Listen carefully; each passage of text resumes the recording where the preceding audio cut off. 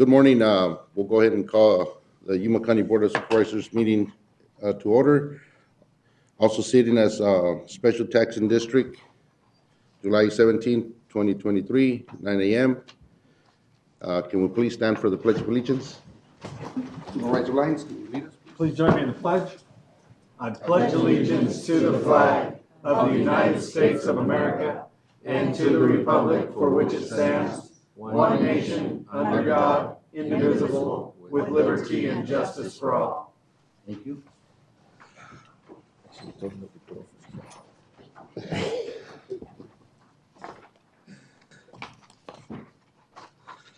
We'll go ahead and do the call to the public. Call to the public is held for public benefit to allow individuals to address issues within the board's jurisdiction.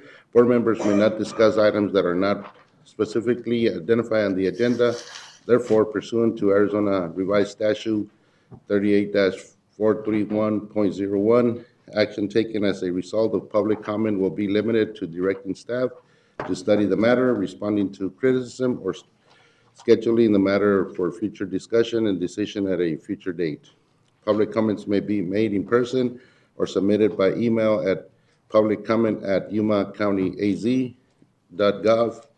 The emails forms of public comment will be accepted until 8 a.m. the morning of the meeting. All public comments will be read out loud during the Yuma County Board of Supervisors meeting that starts at 9 a.m. Do we have any emails?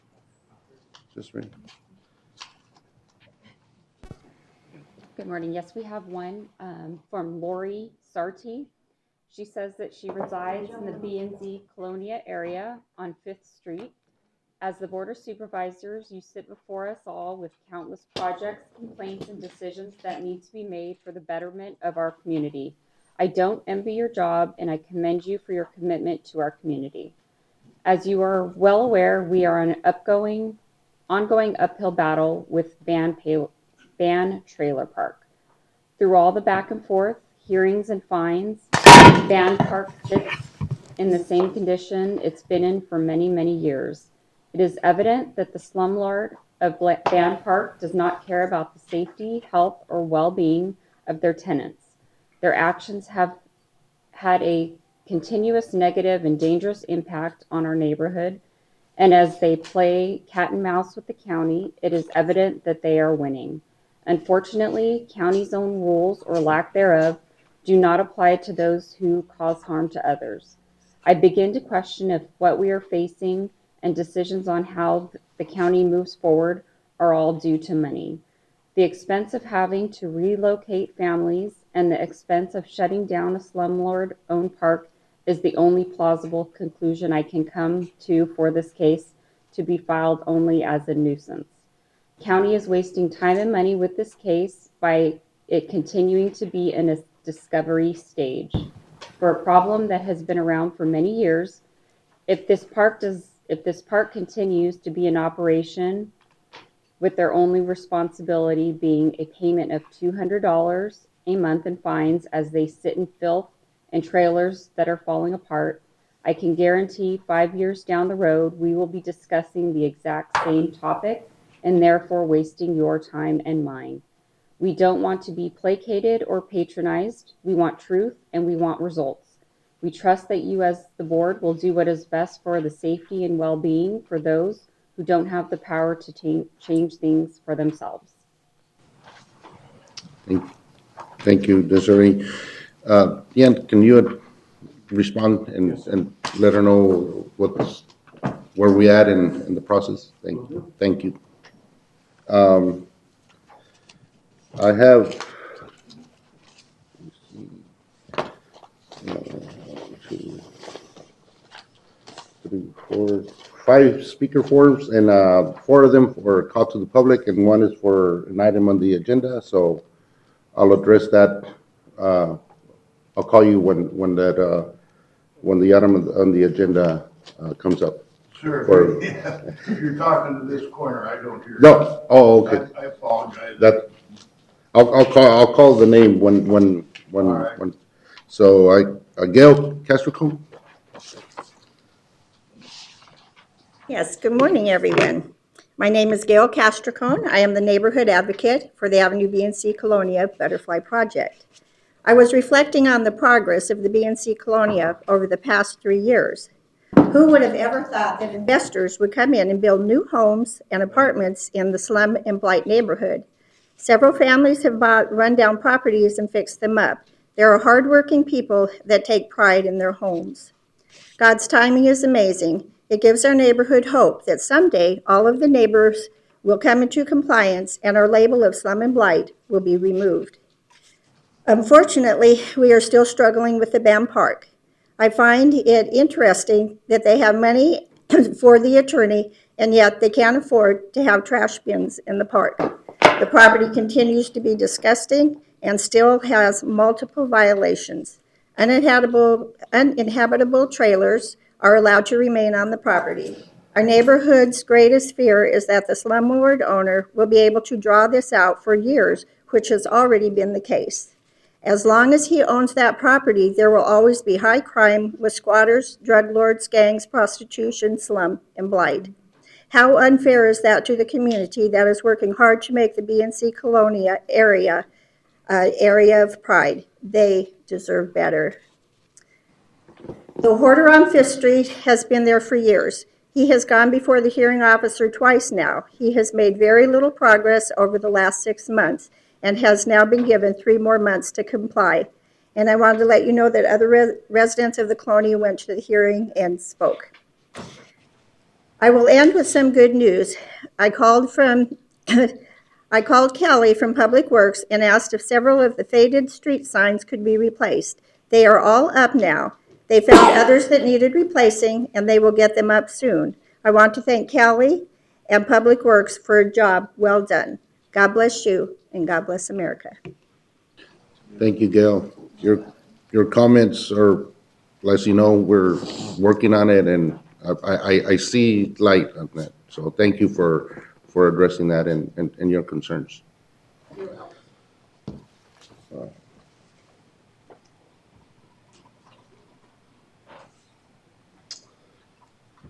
Nidia Herrera, you want to talk or did Howard? Yeah, go ahead. Good morning, Chairman and members of the Board of Supervisors. Thank you for giving me the time to talk on public comments. I'm Nidia Herrera. I'm the Executive Director for Arizona at Work. On behalf of Arizona at Work, I wanted to extend an invitation next Tuesday, July 25th. We will be having a ribbon cutting with a partnership with the city of Yuma. We gathered our youth program that we offered through Arizona at Work to do a mural with the Carver Park area off of 300 South 13th Avenue. So it's just an invitation if you should be able to attend. It should be sponsored by the city of Yuma, us working in collaboration. We're also doing another mural in Somerton. That's still in progress. Once I get that information, I can also share that in the future. Thank you. Thank you.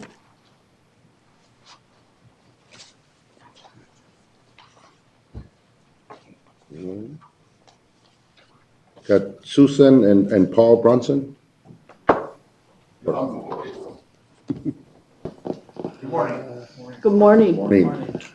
Thank you for having this meeting, and thank you for providing us an opportunity. Because there's times when you feel like you're at wit's end, when you got no avenues to go down. And it gets to the point that, and I'll explain it. It's regarding the solar systems and what has been promised to us and has not been delivered. In many cases, and in my case, we're paying double of what we were paying before just to have the solar panels on our roof. And in my case, as in other cases, which I can bring up to you in a minute, the panels aren't even working because the people that own them have shut them off or they're broke down. There is not enough oversight on this group. The last thing I want to do, and correct me if I'm wrong, Mr. Smith, but the last thing I want to do is spend the last years of my life fighting somebody. And I come down here, in God's waiting room, and I love it. The we're being taken advantage of. I've had people, I called a company, I won't use any names today because the general topic should cover itself. But I called a company because I seen their ad on television. 100% of your power bill will be paid at no cost to you. No installation fee, no power bill. You just pay for the lease on the equipment. Well, I got the equipment, and they said it was going to cover 101% of my power bill. It barely covered 50% of my power bill. And when I contacted them to get this all handled, they kept postponing, putting me off. Talk to APS. Talk to it. I get them and I get APS on the phone. We'd have 3-way conversations. And everything was just a big stall. And finally, after about almost 3 years of complaining, a young lady comes to my house and says, Mr. Branson, we undersold you. We're terribly sorry about that. We can fix it. Good. I'm ready for it to be fixed. We'll give you the panels, no charge. And we'll put them on, no charge. I said, what about the electricity use? Oh, that'll be another couple $100 a month.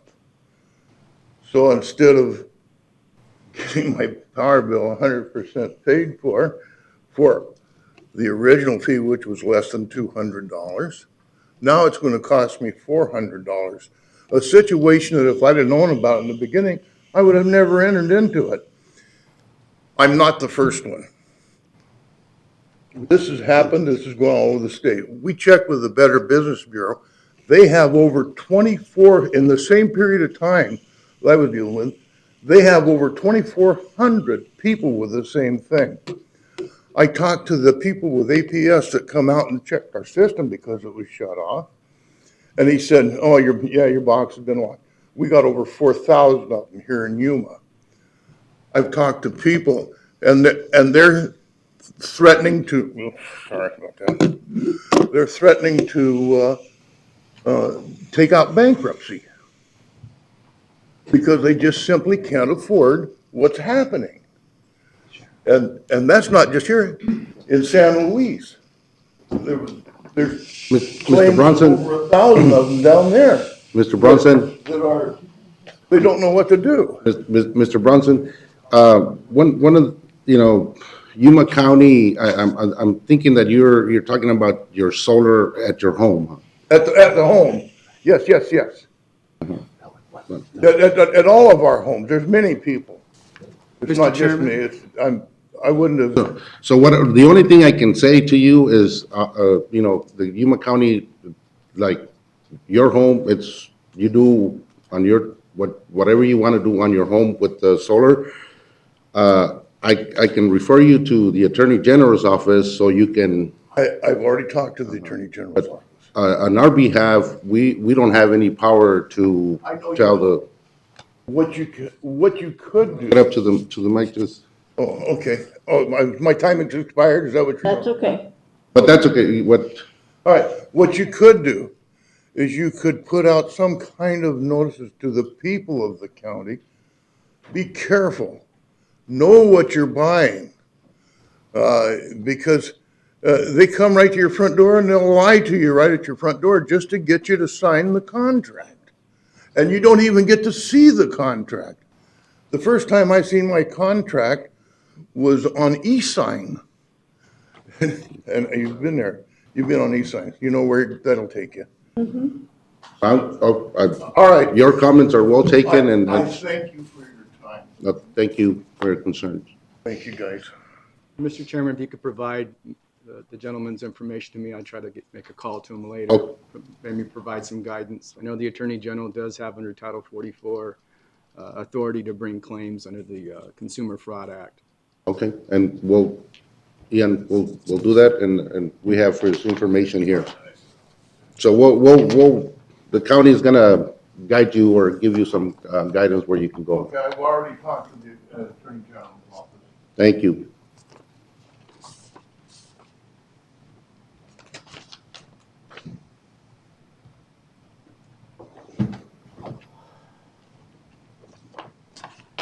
And I have one more, but it's for the fairgrounds, so when we open that up item, or you want to speak on the call to the public? I think that's mine. Yeah, do you want to do it right now, or? Okay. And I also do. Oh, okay, I'm sorry. Let me, I thought it was just gonna be, but. No problem. So you're next. My name is Susan Branson, and I've watched the frustration of my husband going through this process. So the installation originally was $39. It's going to cover all your electric bills. When they came back 3 years later, they said, you only need $56 to cover your electric bills. That's a big difference. There is a gentleman in San Luis right now that I spoke with last week. He was promised 18 panels on his system. They put 16 on. He's being charged $108 a month for his system. In November, they wrote him a letter in English. In April, they wrote him a letter in Spanish. The letters basically are identical. And it says, we shorted you. We're going to reimburse you. We're going to reimburse you $1,200 to cover the 25 years that you're not going to get those usage of those 2 panels. That's $4 a month. When you do the calculations from $4 a month for 2 panels to $16 a month, that's $32 a month that he's saving every year or every month, but he's paying $108 to save $32. That's not equity. The Attorney General called my husband when he was in the hospital for surgery and said, hey, we read your Better Business Bureau letter. How can we help? What's going on? My husband says, I think I've been defrauded. He says, do you have an attorney? He said, yes. Attorney General's office said, we can't talk to you. So we are here to implore anybody who believes that they have been misinformed by a solar installation company, a salesman, or by their PPA, which is a power purchase agreement, to contact the Attorney General's office. The number is 602-542-5025. Website has the complaint forms in both English and Spanish. Please. Repeat those again so that people can. 602-542-5025. The website is www.azag.gov/consumer/procedures. Thank you. So they turned off my husband stopped paying his APS bill after they came out and said, oh, it's only going to cost you another $200 a month. He stopped paying it. He wrote them the letters, gave him the information, filed the papers with the Better Business Bureau. His Better Business Bureau case has not been closed. Their standard reply is, we will have an agent contact the person on these 2,400 that we saw. That's the standard reply. Thank you. So when our APS was shut off, it was shut off April 21, or our inverter box was shut off April 21 of 2022. In September of 2022, the APS guy came out and he says, knocked on the door, he says, hey, he says, your inverter's off. I'm just coming to check. And I said, we stopped paying it because we think we're being defrauded. And he says, yeah. He says, there's thousands of people over in the West Valley who have lock boxes on their inverters. So we are not the only ones in Yuma County. However, I went through one company, a search engine on public access, and that one company only has 2 complaints against it. One of them is my husband's, and the other one is a gentleman from San Luis. So it's really expensive and difficult to go through the court system. Almost impossible for a private citizen. There is no place where where a citizen can get an education on what we're looking for. What do we need to know before we deal with these guys, except by dealing with these guys? You have to deal with a company in order to find out, and then you're believing them. They know what they're talking about. I don't know the difference between a what and a who, So it's really important. Send your complaints to the Attorney General's office so that they can actively participate in solving these issues. Thank you very much. Thank you, and the same thing we told your husband, Ian, will send you some numbers and people so you can contact and guide Yes. you there. Thank you. Thank you. Thank you. Richard?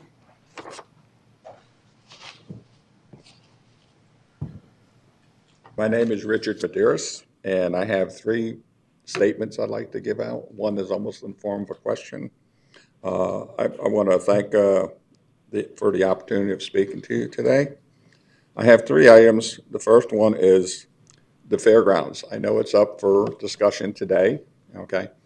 I've read all the information that was in the agenda for today. I'd just like to know, has a location been selected for the new fairgrounds? Number 1. And if it has, is there someplace where I can get that information?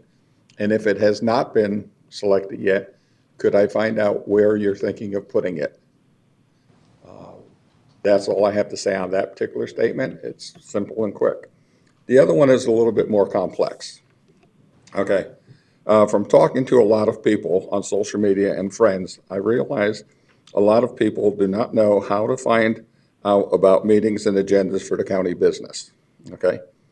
I do get meeting information from the website. I've subscribed to it. And so I do have it, and I try to give it to people. And I've also given people the name and the site where they can get and subscribe to it. Okay. I know the county, let's see. I know the county has information on the website for public and public notices on newspapers. I understand that the county cannot send registered letters to everybody in the county just by the cost if it affects more than the people that live within 300 feet of it. Some of the items that are brought to the Board of Commissioners and to the Board of Supervisors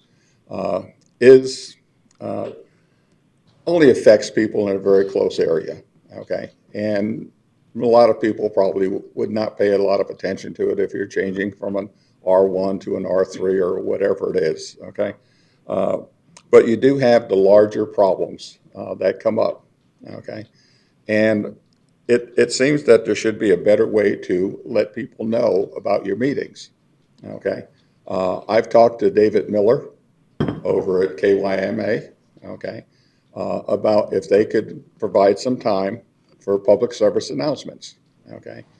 And he told me that it sounded pretty good to him. He gave me the impression that he would be interested in providing time on his newscasts at night on all the channels, including Telemundo, to say, coming up this week, the agenda for the meeting is XYZ, okay? And when you're talking about something like that.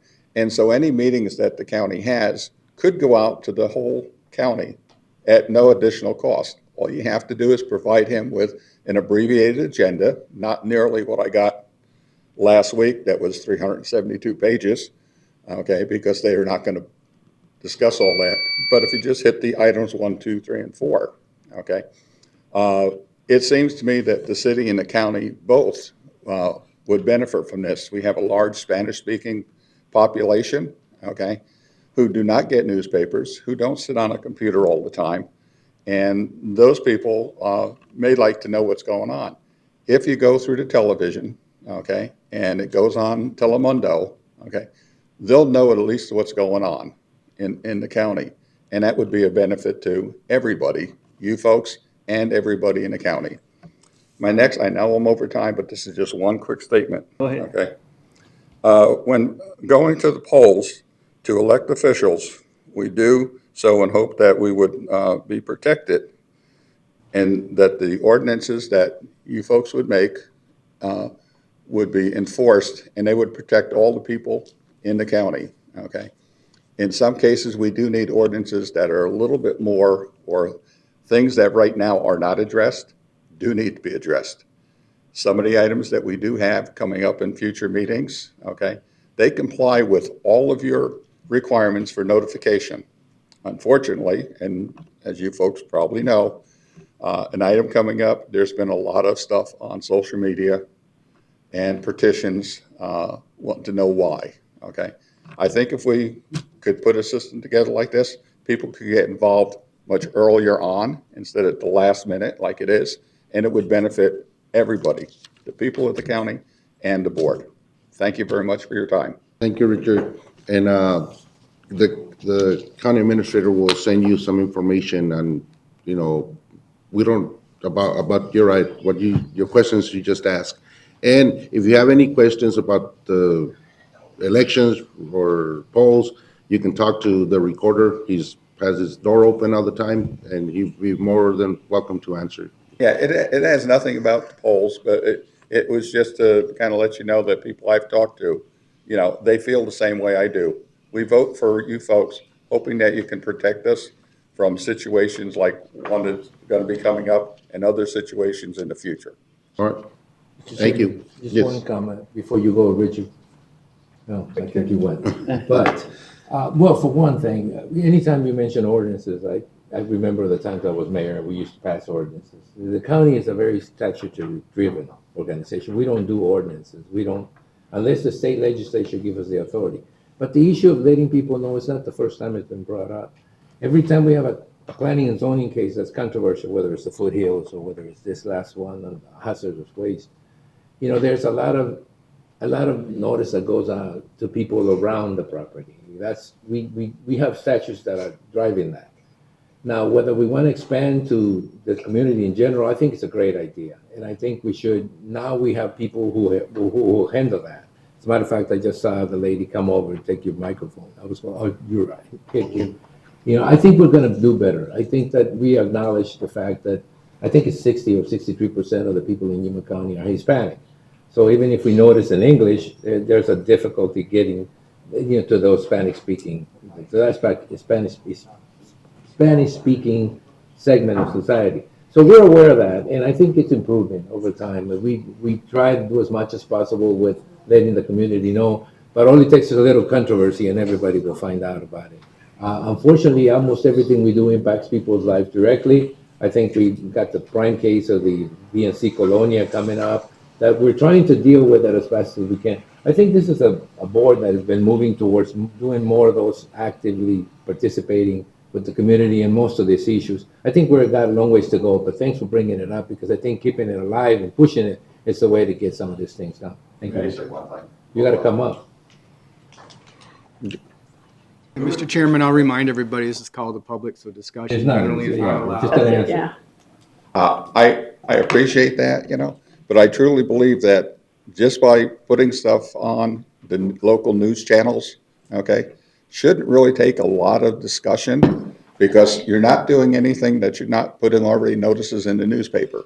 You already put that information out there for everybody to see. All you're doing is accessing another means of doing that. And so you have it on your website, you have it in the newspaper, now you can have it on TV. Thank you. Thank you. We'll go ahead and move on to anybody else from the public that wants to address the board. I'll leave the call to the public open. Moving on to presentations, proclamations, and appointments. Any appointments that we need to? We'll go ahead and move on to item number 1. Chairman proclaims July 16 to the 22nd, 2023 as pretrial probation and parole supervision week in Yuma County, and Supervisor Simmons will read the proclamation. Okay. Proclaiming the week of July 16th through the 22nd, 2023 as pretrial probation parole supervision week in Yuma County.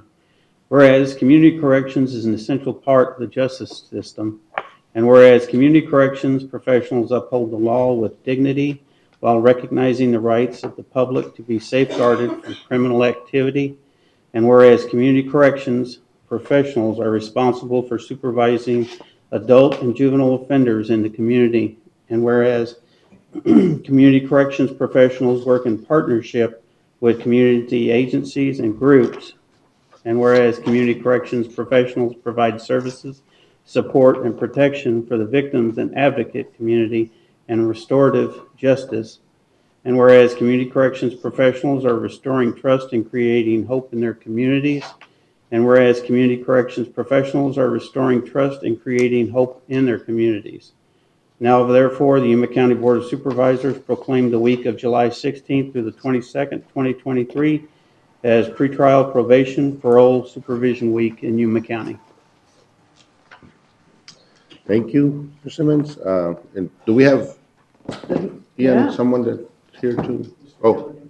And some representatives from adult probation.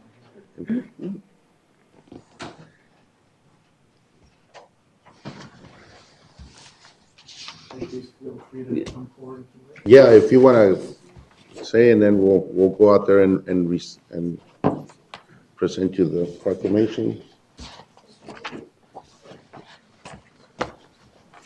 Just, You want to say a few words, or if not, that's fine. We'll go out there and take a pic. You forced that. Forced us, huh? You could put in the podium.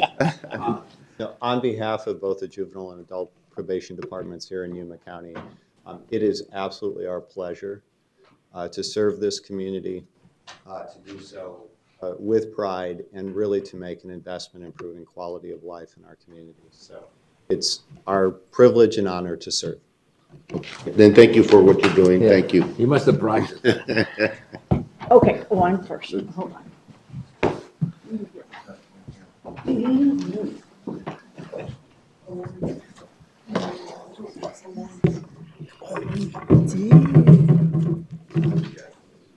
Thank you. Oh, yeah. wait a minute, This way. wait a minute, something's Oh, wrong it'll here. be next to Tony. I'm gonna have to wipe my wallet again. I got vacation. Yeah, I know, so why.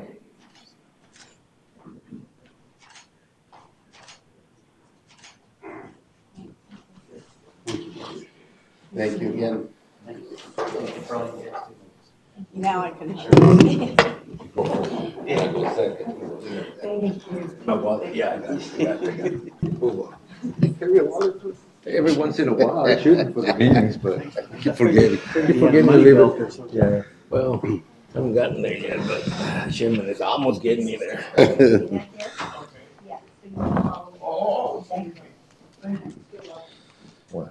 We'll move on to item number 2, update by Bina George, Executive Director on Greater Yuma Port Authority.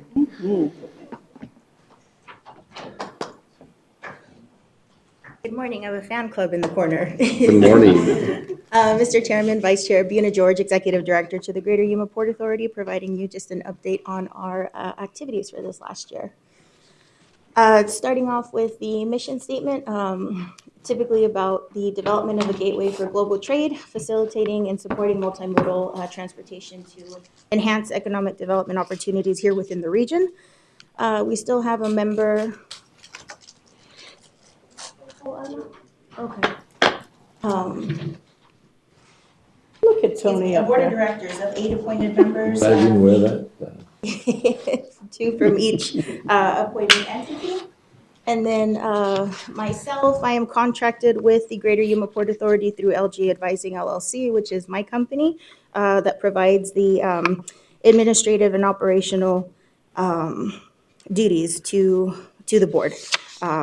And I do have a background in urban planning and development, and currently happy to say that I'm in law school, getting a master's in legal studies. Good for you. With that, the data that I'm presenting, it's from a third party who obtains it from the Tucson field office. And so the commercial data is presented in a 12-month format from the year 2000 to 2022. with San Luis 2 becoming operable in about 2010, 2011. So with that, we've seen really great numbers between 2020 and 2022, which are always a good thing, especially escalating our commercial trade. Moving on to private vehicles, also a snapshot just for the month of January, for January of 2023. Northbound processed 308,844 vehicles, which meant 504,693 passengers from the data. So also with a pedestrian crossing, also a snapshot from the month of January. January processing 204,239 people. So in total, if you look at vehicles, passengers, and pedestrians, we're looking at over 1,017,000 crossings a month, which is great. It's starting to look like it's coming back from the pandemic, yeah. Correct, yeah, escalating those numbers from from pre-pandemic numbers. So as far as northbound goods, I apologize for the error on the second paragraph on the left.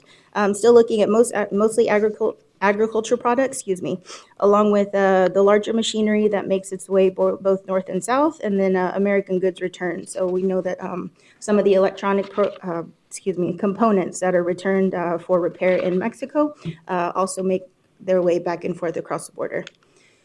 As far as import numbers, I made that data available for the public. We are second to Nogales, Arizona. So January snapshot again for 98 million just through our commercial port of entry here within the county, which is great.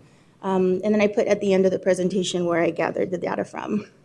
So our biggest project, right, which was the industrial park and the industrial development within San Luis, the initial land purchase of 389.38 acres with 84 acres being allocated to GSA for the CPP compound, and then the 20 acres for the ADOT compound for inspections.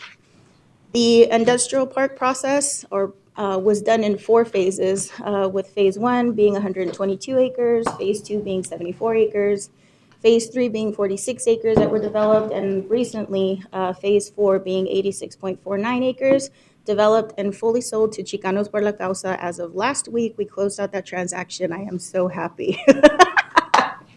So I want to say with phase 4, that was because of the partnership that the Port Authority had with Yuma County, and there's so many people to thank, but really it's Susan Thorpe, when she was here, was the one who spearheaded it, which was wonderful to see that come to fruition. And then also county engineering, because they partnered with me on the entirety of the project. I can't thank Frank, Jason, Edgar, Robert, and Alan enough, because this was a 12-month, right? Yeah, about a 12-month process. So you guys have a wonderful team, and I appreciate the support that we had through that. Also legal, I know I bothered you one of many times, so thank you. So the visionary partnership with Chicanos por la Causa, they haven't given us exactly what they plan to develop with the land that they purchased, but I know that they do want to do dry storage as well as refrigerated storage within the industrial area. So we will watch to see exactly how that develops in the future. And just a review of the wins. So the 329 acres developed, over 11 million in infrastructure, the allowance and the development for Avenue E on the east side of town in San Luis, and the catalyst of over 668,000 in taxes. And that doesn't include the tax allocation for the recent sales. So, and here's my golden question, what's next, right? So we did have a strategic session in June of 2023, and we did come up with a few proposed initiatives. This hasn't been finalized by the board, but we just want to be able to present that. The fee reduction, so all 4 member entities have been contributing $50,000 since the initiation. So that would be either a significant decrease or an absolute elimination. Continued involvement with the economic development initiatives on both sides of the border, and the development of a 501c6. We've seen that really successful with the Nogales Port Authority. And they've had funding for flyover bridges and cold storage inspection facilities. And we hope to be able to partner and do the same here within our industry. So San Luis, industry has asked for private vehicles to have accessibility at San Luis too. It just makes it easy sometimes for the trade that's going north and south, that their people essentially that aren't going to come over in the semi trucks have an ability to get to their sites a little bit quicker. So partnering with San Luis, the city of San Luis, to execute an amendment to the presidential permit for vehicles at San Luis too. And the board meets next in August, to execute its new initiatives and a possible rebrand of the organization. So I'm more than happy to relay what the metrics are going to be, or come in and present myself or relay that through your representatives. So on the 501c6 entity, open the membership to international trade, community, and port users, and partner with the current organization, Southwest Port Users. So with that, we've had a lot of regional successes. There is a lot of checks and balances implemented within the organization. The budget is approved yearly. Expense reports are presented to the board, as well as my activities. And I also keep an active LinkedIn. So with that, I just want to say, there's a finite relationship, an infinite relationship with the Port Authority. This model essentially showcases the united front, and this is a nonprofit model backed by regional governments and tribal members, and just really stressing the interconnectivity of collaboration. So with that, it has been an absolute privilege, to not only serve the board, but the governments as well. And going from a $1.7 million debt to a positive number on our books this year feels like a really big win. So for everybody. So with that, happy to take any questions, comments, and I'm definitely going to keep everybody up to date exactly what our future is going to look like. Thank you, Brina. Any questions for Brina? Well, I'm glad for you to give us this report. I'm hoping that you're gonna do that with the same entities that are partnered. Yes, thank you. Because the transaction just closed last week, so finally I can go in with confidence and say this is what's been done. Thanks. Right, Thank you, thank Brina. again. Moving on to item number 3 on the presentations. Update by broadband program manager, Philip Way. Good morning. Thank Morning. you so much, Board. I appreciate it. Mr. Chairman, thank you so much for bringing me up. I'd like to just briefly give an update to the Middle Mile Yuma County Fiber. There's been a lot of effort that's been going on over the past several months since the last update, and I just wanted to kind of give you a brief and show you the progress that's being made and the direction we're heading. Did this one happen to work? It does. Perfect. Everybody points at the screen, but the actual apparatus is up there. Perfect. So the Middle Mile, this is where you can actually go take a look at a map publicly. That address is for alacommunications.com/edge-location/Yuma County. And this map is updated on a weekly basis so that the lines will change color, determining whether it's in progress, if it's planned, or if it's completed. This was the same image that was shown at our previous meeting several months ago. The colors on this have changed. Just to give you a quick snapshot, since my arrival here in February, I took a look at the numbers from January, February, and the two most recent, which is April and June. I get this report on a weekly basis. Every week, I meet with Allo Communications to get an update as to what our progress is, working with the irrigation districts that are participating as far as providing our permits, as well as the city. So as you can see, in January, we started out, we had about an overall 2%. Phase 1A was the first phase going in, and that was at 35% for a total, which had a 95% bore and an 80% structure. Now, what I want to point out is that bore and structure, boring is the tunneling before you put the structure and the conduit before the fiber can be installed. That's a key component, because by having your bore, you're going to understand how much, where you're going. One, it has to be laid out, but you also have to get your permits in place. You have to have the right-of-way access and being able to deliver that. So everything else starts with bore, and then it goes to structure, and then your fiber pull. So from January at 2%, 8 and 3 for bore and structure for percentage completions, and phase 1A being the only one really that was established aside from 1B. If you move out to June, you see we have 20% total overall completion at 42% bore and 46% structure.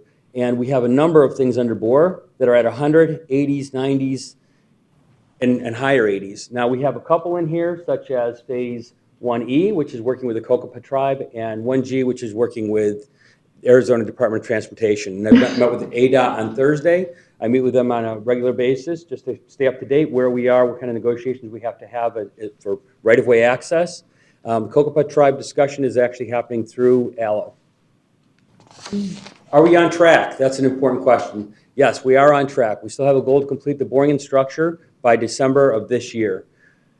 The expanse eastward up Route 95 through Dome Valley and along I-8 continues into 2024 with Phase 2. Irrigation districts are in communication and permitting processes are already beginning. We have a complete ARPA funding requirement by December of 2024. We will meet that deadline. Good. Permit progress. Permitting is a key thing. That was one of the initial factors starting out. Working with the Yuma County Water Users Association, they have been fantastic at helping to streamline processes, getting coordination. I had a wonderful opportunity to go and visit with them. They gave me on a tour of what their facilities look like, all the locations, so it helps us also helps me understand exactly how this infrastructure is going to help the irrigation districts in the future as well.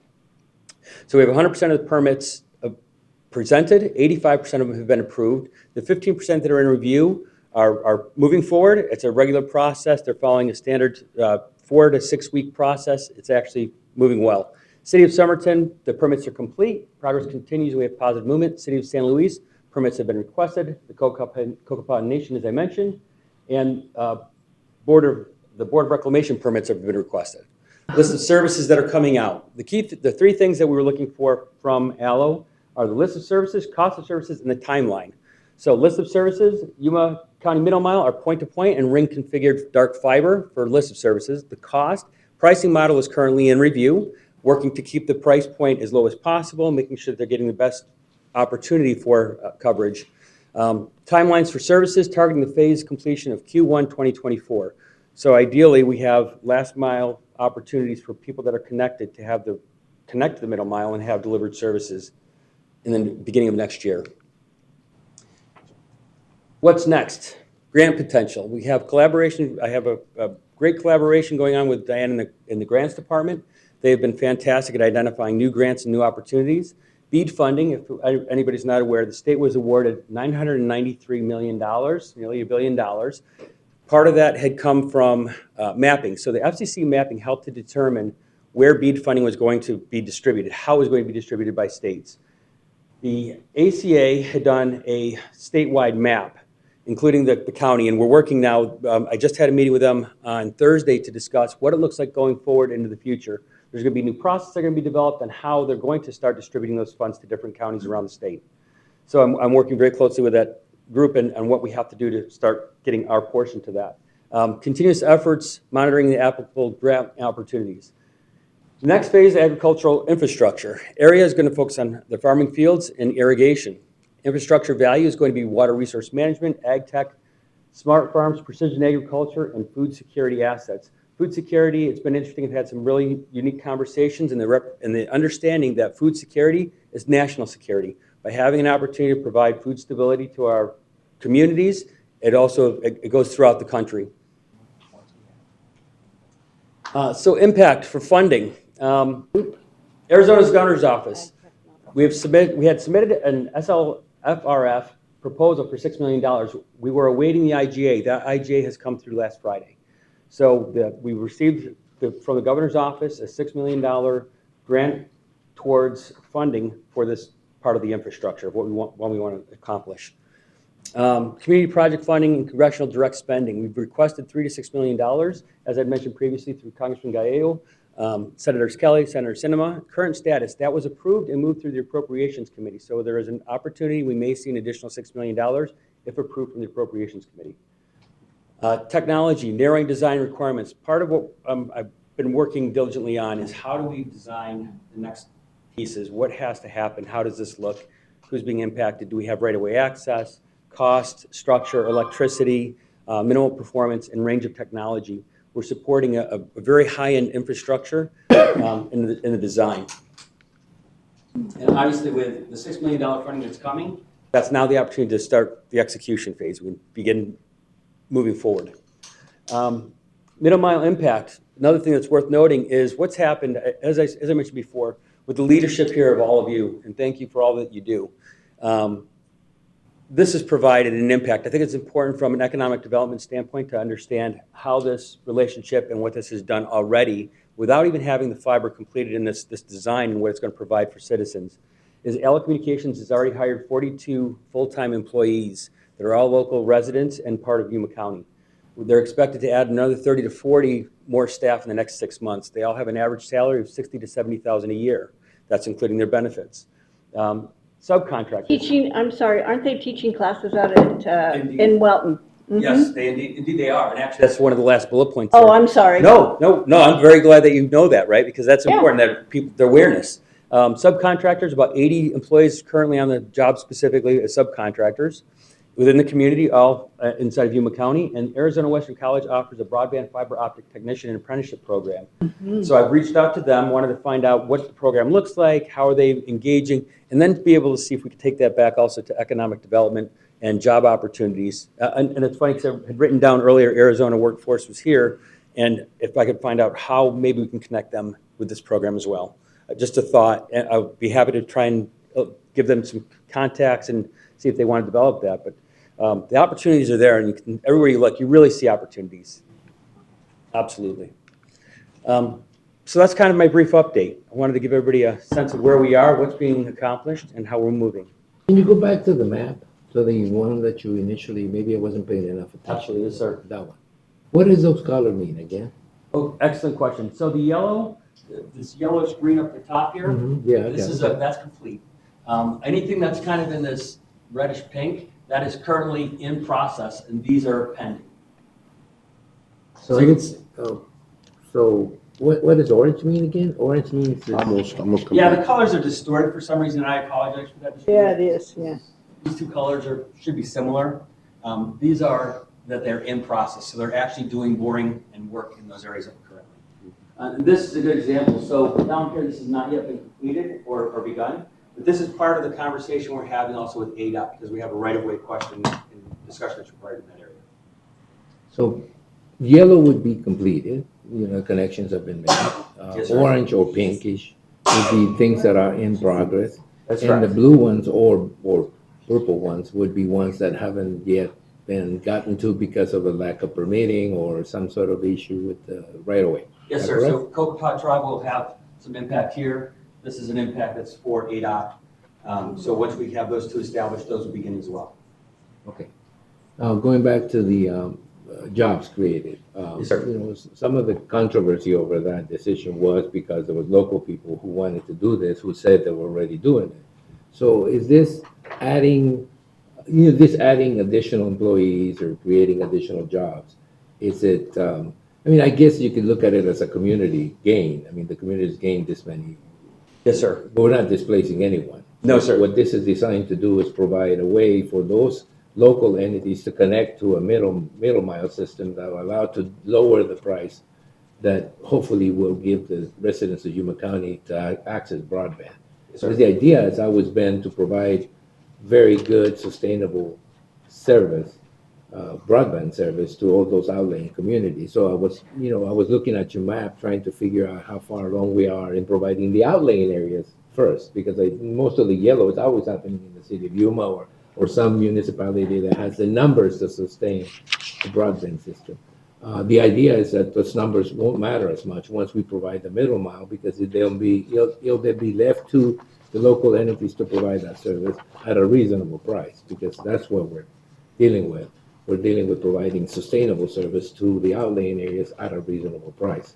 And hopefully that's what you're talking about when you're talking about looking at the price with an eye to keep it affordable. Yes, sir. So with that, the discussion, great question. That would be when we mention, we just mentioned, so list of services, cost of services. Cost of services would be the cost of the middle mile for an ISP to join as part of that middle mile network. So the value that the middle mile is providing is that it is, as you mentioned, Mr. Reyes, that is actually, by having it cost controlled, you're allowing new opportunities for competitive ISPs, internet service providers, to come into the area and join as part of a sustainable network that has a minimal performance, that has a specific bandwidth and delivery of service. So that way your quality of service maintains, and we're not stuck with potentially having a service that may be reduced or changed. We are providing a particular constant service that allows ISPs to be part of that. And by having more ISPs, you have better cost competitiveness from their perspective.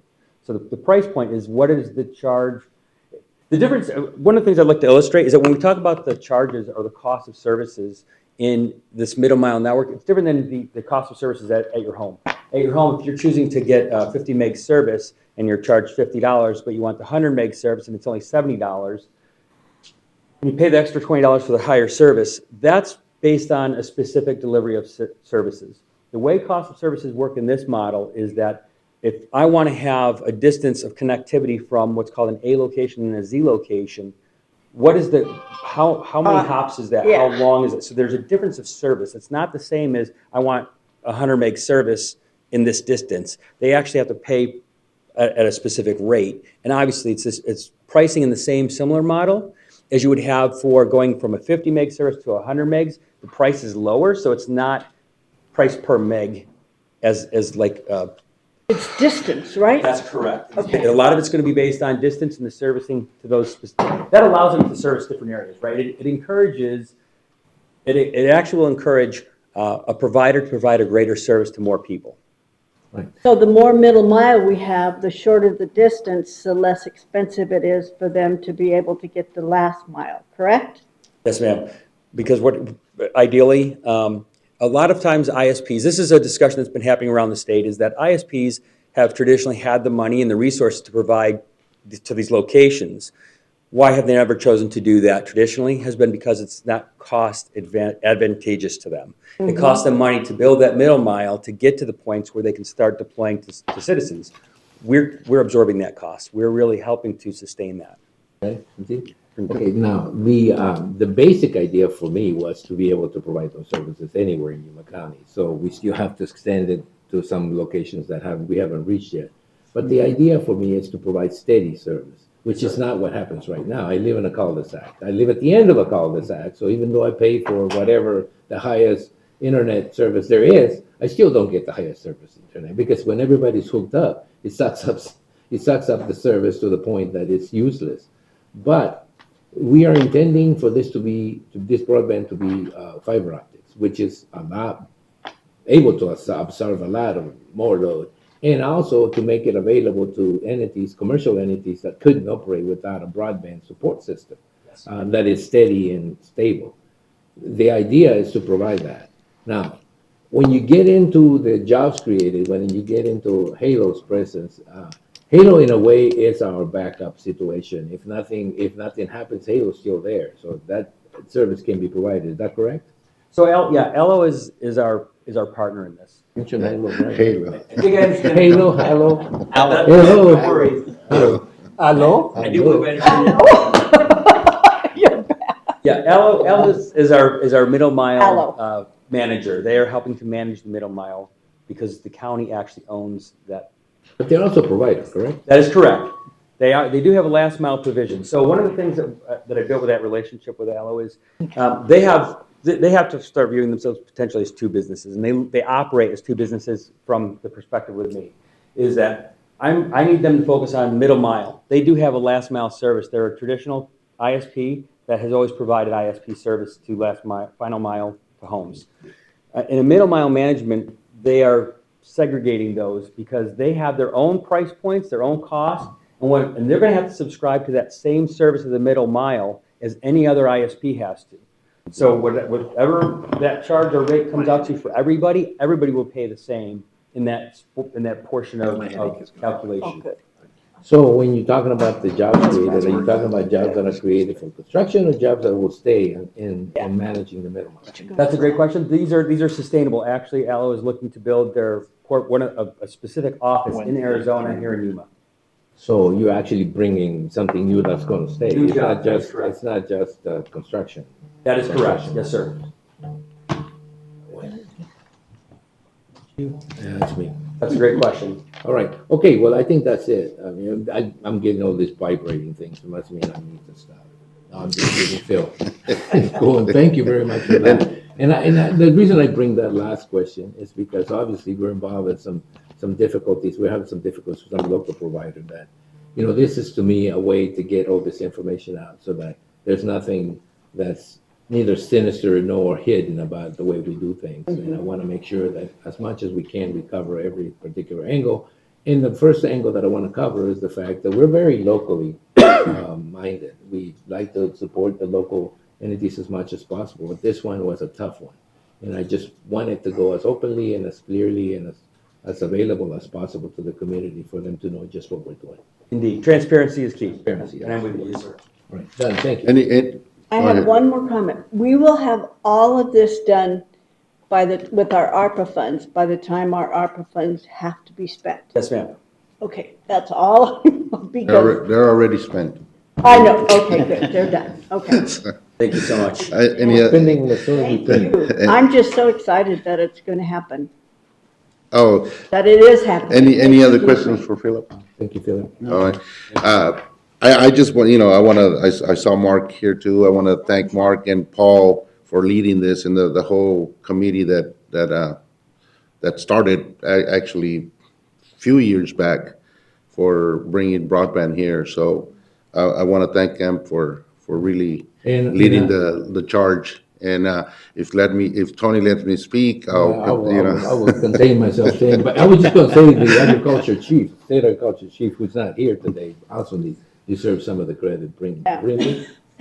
Really? The department, Paul Brierley. Paul Brierley is the department head for the Arizona Department of Agriculture. But yeah, no, thanks again, Thanks, Mark. Mark, for leading the charge. All your support, and the more this project goes along, the more excited everyone gets, the more. The more you talk, the more you need to come up with it. Well, he's gonna have the opportunity to talk right here. Yeah.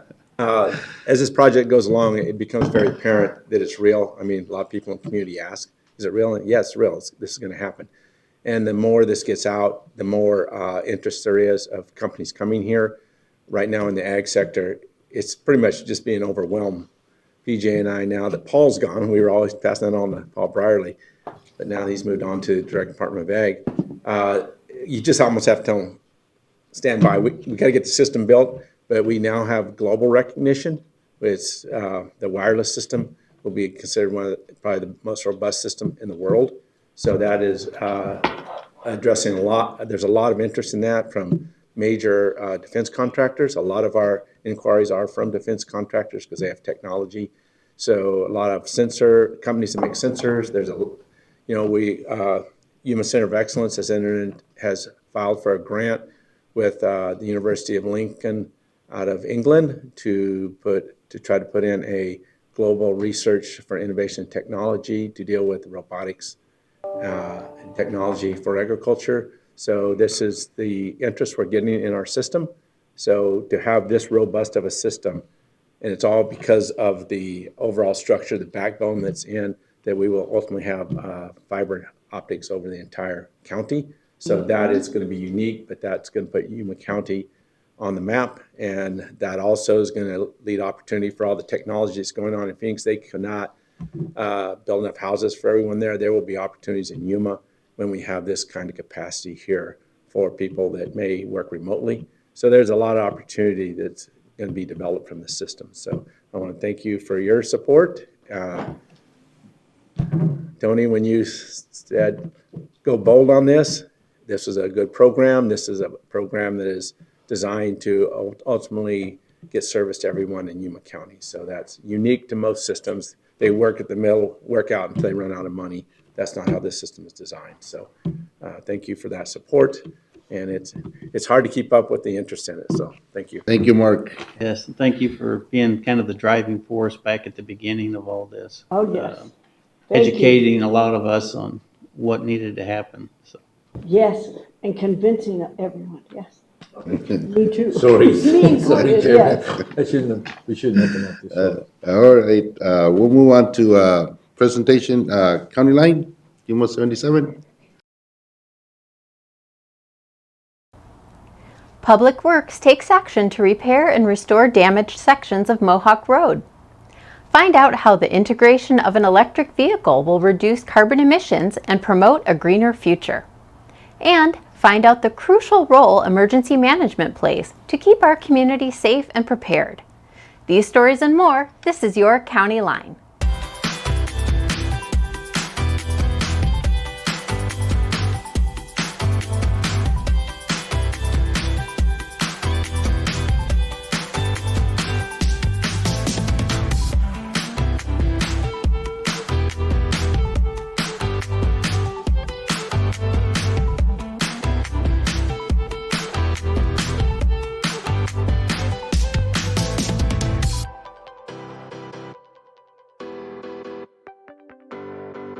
The Painted Rock Dam, designed as a flood control measure, recently initiated a controlled release of water into the Gila River. Unfortunately, this led to the closure of certain roads. The dam had been holding back water to prevent flooding, but over time it gradually released water downstream, eventually reaching Yuma County. As a result of the water release, all low-flow river crossings in East County have been closed until further notice. The flowing waters caused damage to several roads, necessitating immediate repairs. In response, the Public Works Department has embarked on a week-long project to improve and restore sections of Mohawk Road. What we're doing right now is repairing a pipe that had damage to it because of the Gila River when it was flowing, and then we're also doing damage repair on the road. And then we come back in a little bit later in the month and do an overlay, put the asphalt down and stuff like that. Public Works remains committed to ongoing repair and replacement efforts for road sections that have sustained damage. By continuing these repairs, they aim to enhance the overall safety and functionality of the roads. Yuma County Public Works has taken a significant step towards sustainability by incorporating an electric vehicle into its fleet. The EV, a sleek and energy-efficient model, is expected to provide multiple benefits. With zero emissions, it will reduce the department's carbon footprint and improve air quality for workers and the community. The federal government's mandated that 50% of all new vehicles be zero emissions by 2030. So it's not necessarily something that the county has looked at, but as a fleet program, we kind of want to get out in front of that because it's coming anyway. The EV offers financial advantages by reducing reliance on gasoline and resulting in long-term cost savings. This shift towards a more sustainable and efficient transportation solution will optimize the utilization of taxpayer dollars. Yuma County officials are optimistic that the introduction of the EV will inspire further environmentally conscious initiatives in the community, promoting a healthier environment and paving the way for a more sustainable future. Welcome to a new segment, Exploring Yuma County. On this edition, we delve into the Yuma County Office of Emergency Management. Let's uncover their vital role in the community. Yuma County's Emergency Management Division is the powerhouse of preparedness and response. They collaborate with agencies, assess damages, and address emergency needs. With their expertise, they coordinate crisis management activities, establish liaisons with various entities, and test and evaluate emergency plans. Their effective warning system network and constant awareness of regulations ensure a swift and adaptable response. Stay tuned as we continue our captivating journey through Yuma County, uncovering the diverse departments and divisions that shape our community. Hi, I'm Mary, and this is your Health Watch.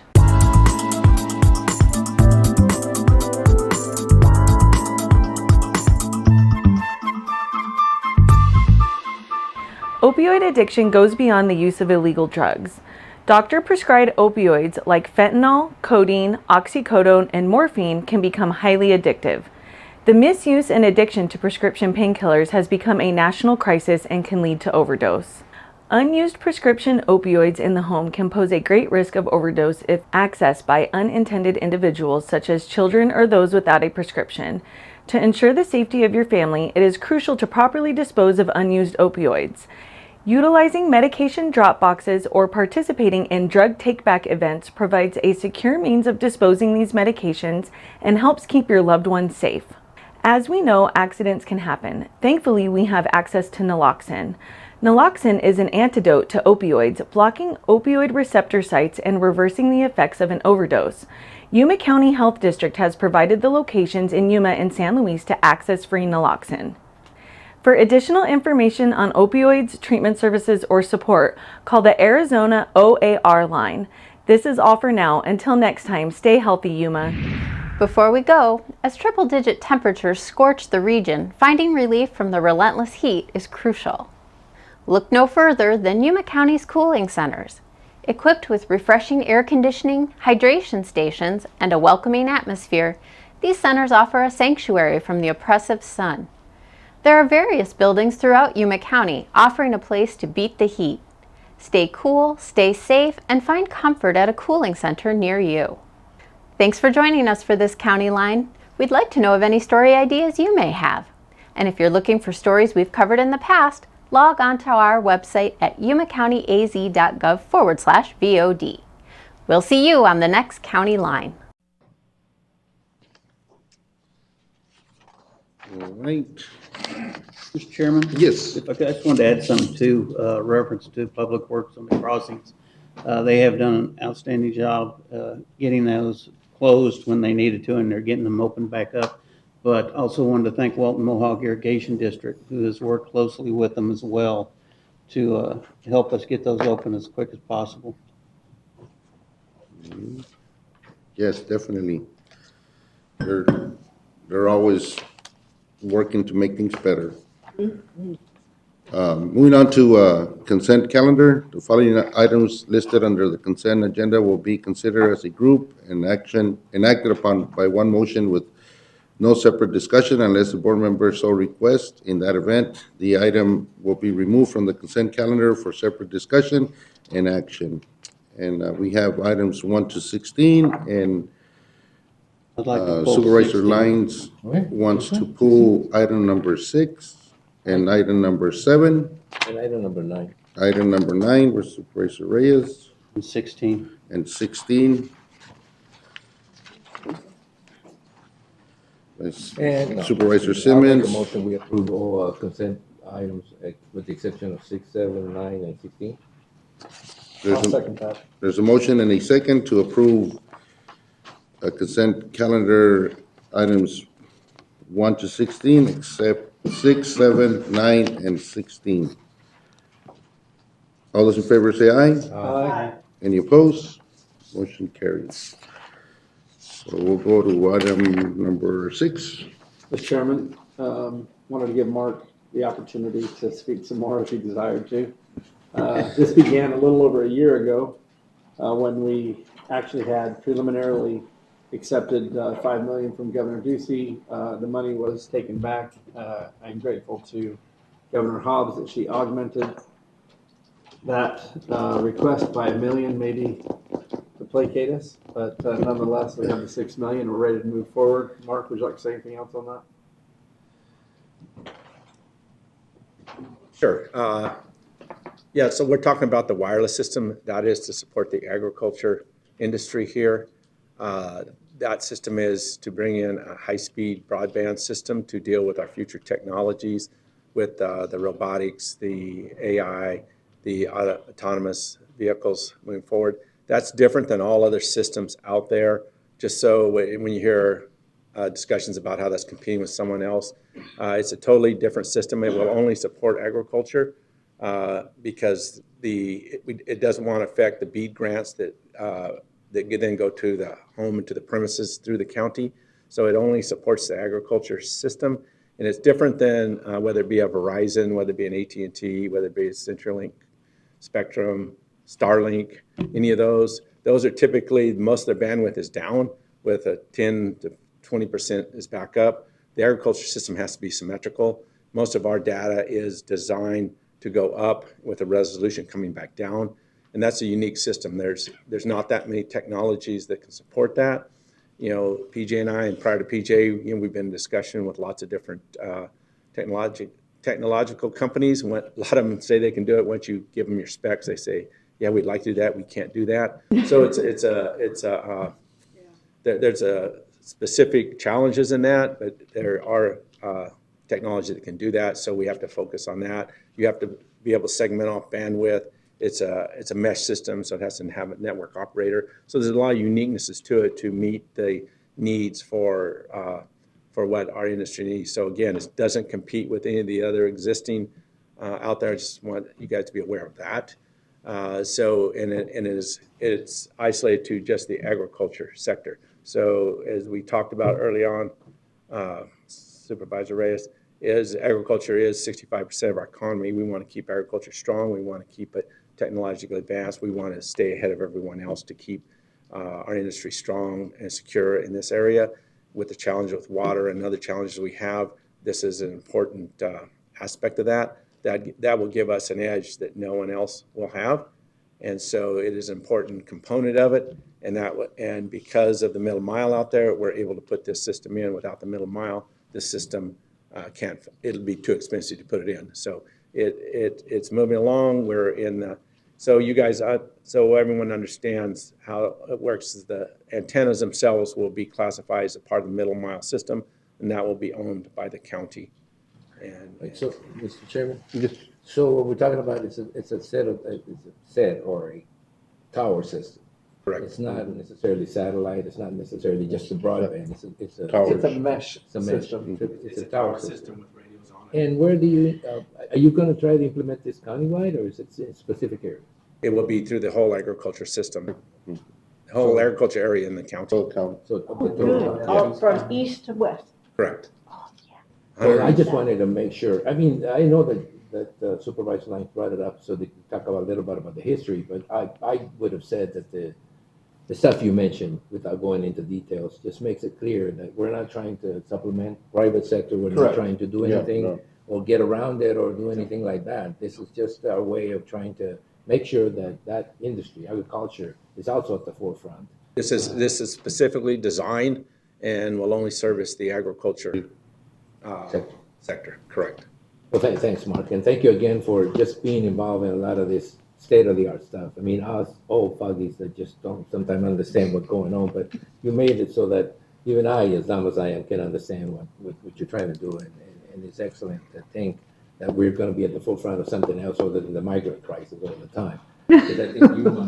Tony, you got to bring that up. You didn't even have Yuma's to. really poised to do a lot of things. It's just nice for me. Anytime I hear that Yuma's at the forefront of saving water, I think that's the type of thing we want to do.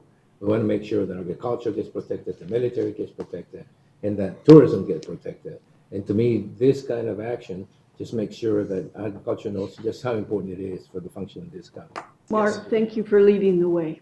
Well, thank you for all your Yes. support. I mean, this is a big project. This will give Yuma County, like I said, we're already getting global recognition, and because of the importance of it, because it does cover the entire agriculture area, because we have a very unique agriculture system that uses a lot of technology, and this is how we use more. So this will bring those opportunities. It will bring jobs. It will bring opportunities. It will bring higher paying jobs to deal with this technology. So as we put this whole broadband system in, this is one component of it. So I'm excited about it because of what it potentially can do for Yuma County. So it is a good opportunity. And again, what's unique about it is we're servicing the entire area, and that's unique to any other systems. One more question, Mr. Chairman. I do see in the proposal that there's a new hire that is going to take place. Is that a new hire, or Philip is going to handle that too? I mean, there is an amount of money set aside. Is that going to be a county employee? You can pay me. Well, no. I'm not aware of that. DJ, can you address that? It's a long description, but He needs a lot more help, I can tell you that. No, I believe that was left in there as part of the proposals of being able to meet it if that were a requirement. So that is part of the spend, correct? If I understand, I apologize, I don't have the document in front of me. no, it's just a page. Yeah. Yes, Tony. Yes. So it says existing Yuma County staff or new hire will be assigned to monitor the program. Is it going to? You don't know that yet. I don't know that yet. Okay, all right. It will require some oversight on our part and support of the system. Okay. Yes. All right. Fine.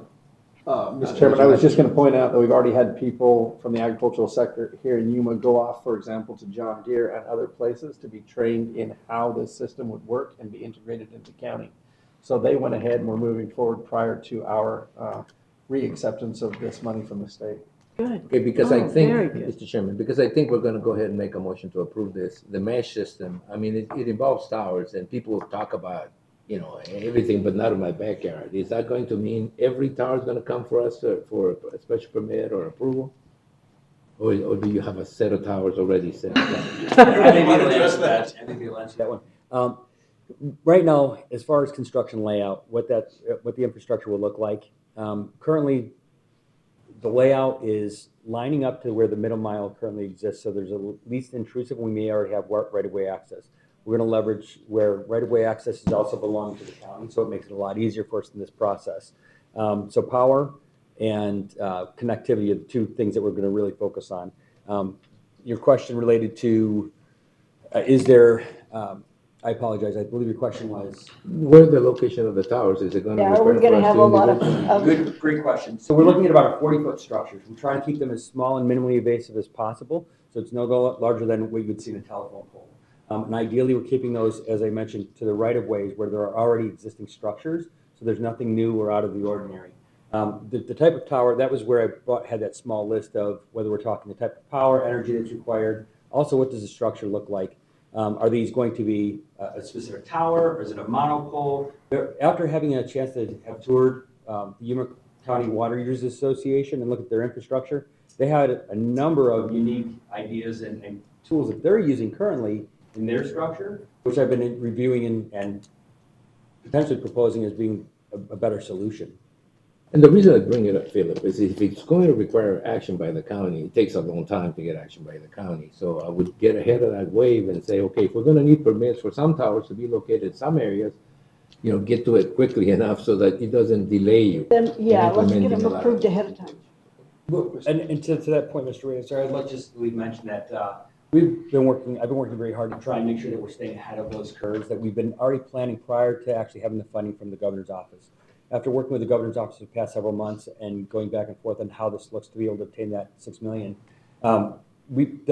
everything else has been being done in the background. We haven't been waiting for that dollar to actually hit. So now that the funding is coming available, we can begin the execution. We've already done the homework. Okay, so you wanna make a motion, Supervisor? Not yet. Yes, No, not yet. I said, go ahead. I want to make that motion. Oh, I thought you were gonna say something. Because Tony's done talking. Take the motion, let's go. Let's just start it, Chairman. This is gonna get into better. Again, that we accept this $6 million. I'll second that, let's go. Let me ask a couple more questions about it. Please insert again. No, let's go. There's a motion and a second to authorize the county administrator to sign intergovernmental agreement number IGA-ARPA-Yuma-123022001 between the State of Arizona Office of the Governor and Yuma County to accept $6 million award for the agriculture area broadband, subject to legal review.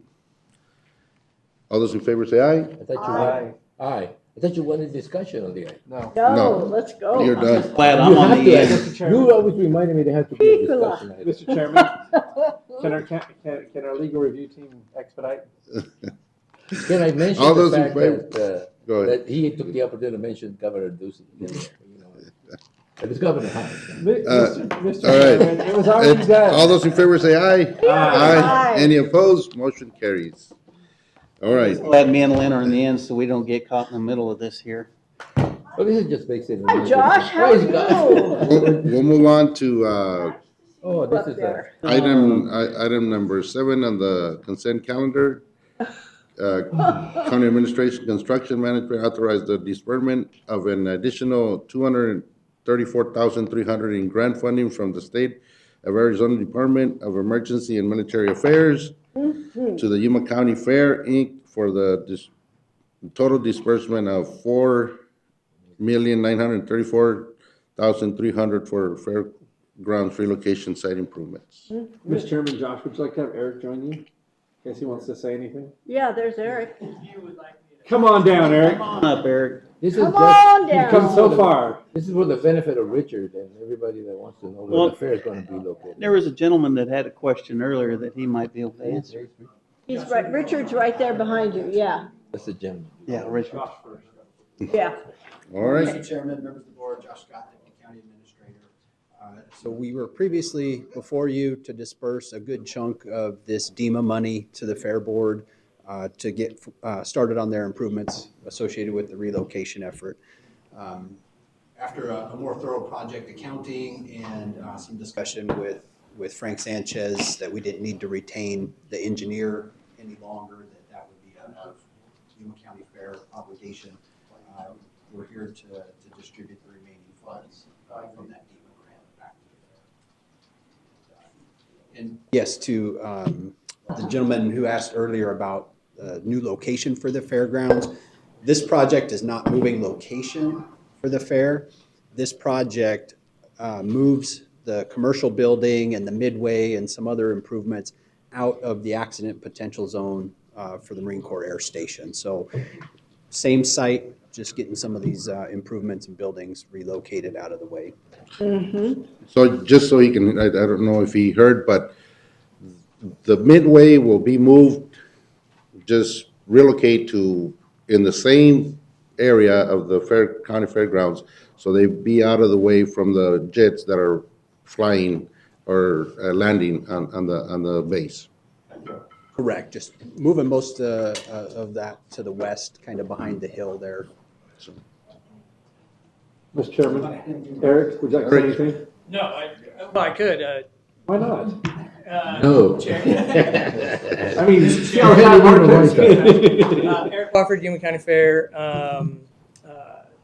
We have permits in place. Permits are in process. We're doing surveys now, ground staking. You can imagine after 70 plus years of infrastructure, old infrastructure. So we're going through potholing, and so we're starting the process now of getting the project underway. So it's started. So I just want to give you that brief update. And the building is ordered. And building is ordered. I got a meeting today. So as soon as you get done, I can go to that meeting. Well, without further ado, Mr. Chairman, I'd like to make a motion that we approve item 7. I'll second as that presented. too. There's a motion and a second to approve item 7 on the consent calendar. Any discussion? No. Oh, okay. All those in favor say aye. Aye. Any opposed? Thanks. Motion carries. Item number 9, authorize the chairman to sign an intergovernmental agreement with the state of Arizona Department of Transportation, covering the financing of the Highway 95 from County 22nd Street to County 11th Street Pavement Rehabilitation Project, and B, establish a assigned CIP number 1.2409 to the project. Mr. Reyes. Before you get started, let's activate the 3-minute timer for Tony, so we can keep this. That's 3 hours for my case, but let's just go on. Frank, I just wanted some clarification, because it seems to me like the way that it's in the agenda, it implies that the whole project is going to cost $5-point-something million. This is a phase 1 of the project, and it is only from County 22nd to County 17, from what I've read. County 17, I'm trying to define where it is, but it's not going to go from County 22nd to, it's just from County 22nd to County 17. County 11 is actually 32nd Street in Yuma, which gets into the Yuma boundaries. So at the curve, once you pass Gaston, you make that first curve, and then right there, that street, actually, like you're going east, huh? That's 17. Chairman Porches, members of the board, Supervisor Reyes, you are correct. This project is phase 1 of 3 phases. So we split up the entire project into 3 phases. This is what we could get during the phase 1, which kind of determined we split it up equally. County 17th is as you leave Gadsden heading north, and you make that final turn and you start heading north. It's right in between where then you. So this will be basically from County 22nd, which is leaving San Luis, to a little past Gadsden, correct. The second phase would be from leaving Gadsden, County 17, to past Somerton, I suppose. And All the way down to Avenue D, right before you start going up on the Mesa. And then the last portion would be from County D to, so it'll be a 15, $20 million project when it gets done. Overall, it's about $20 million. And so phase one is funded. We've submitted phase two as our number one priority, regional priority to YMPO. So if there's funding available, we're looking at favorably that this project get awarded also. Now, So, No, okay. Sorry. I just had a quick, okay, on that second phase, is that going to also include through Summerton? Yeah. Absolutely. It, Okay, it cool. goes from 17th through A little bit Summerton of to Avenue history, D. turn the timer on. No, I'm just kidding. A little bit of history, County Highway 95, which is, that when you say Highway 95, most people assume it's a state highway. It isn't. It's a county road now. We traded it for 195, which Correct. is now the state route. And the state route only goes from that new port of entry to the freeway. So now we're assigned to taking care of Highway 95, which is a 5-lane highway, which is pretty wide, and it's been on use for a long time. Correct. And so what we're doing right now is this is a project that will sort of put in a 3-inch overlay, take out the top, put in a 3, because it's cracked. I mean, obviously over time it's used and we don't get much water, but when we get it, the highways really take a beating. So this is the first phase. And this is, the money has been assigned. It went through YMPO. And so we're hoping that the second phase goes through YMPO just as quickly and gets assigned a certain amount to get it done. Well, thank you very much, because that is probably one of the main arteries or ways to get in from San Luis to Yuma. That's still available to most people. Most people do not know to go straight on Avenue B, which has also been widened and made accessible, but still requires that you go through a residential area. Right. And it's still patrolled by highway patrolmen, so don't speed on. I tried, I keep trying, but I failed. The sheriff takes care of that all the time. I mean, they must, whatever. So I just brought it up because it seems like the way it was stated, it might have made people think, okay, we're gonna do the whole thing from County 22nd to County 11, which is not the case. It's a 3-phase. This would be putting the CIP in the books so that we can then fund that and continue with the project. That's correct. Right?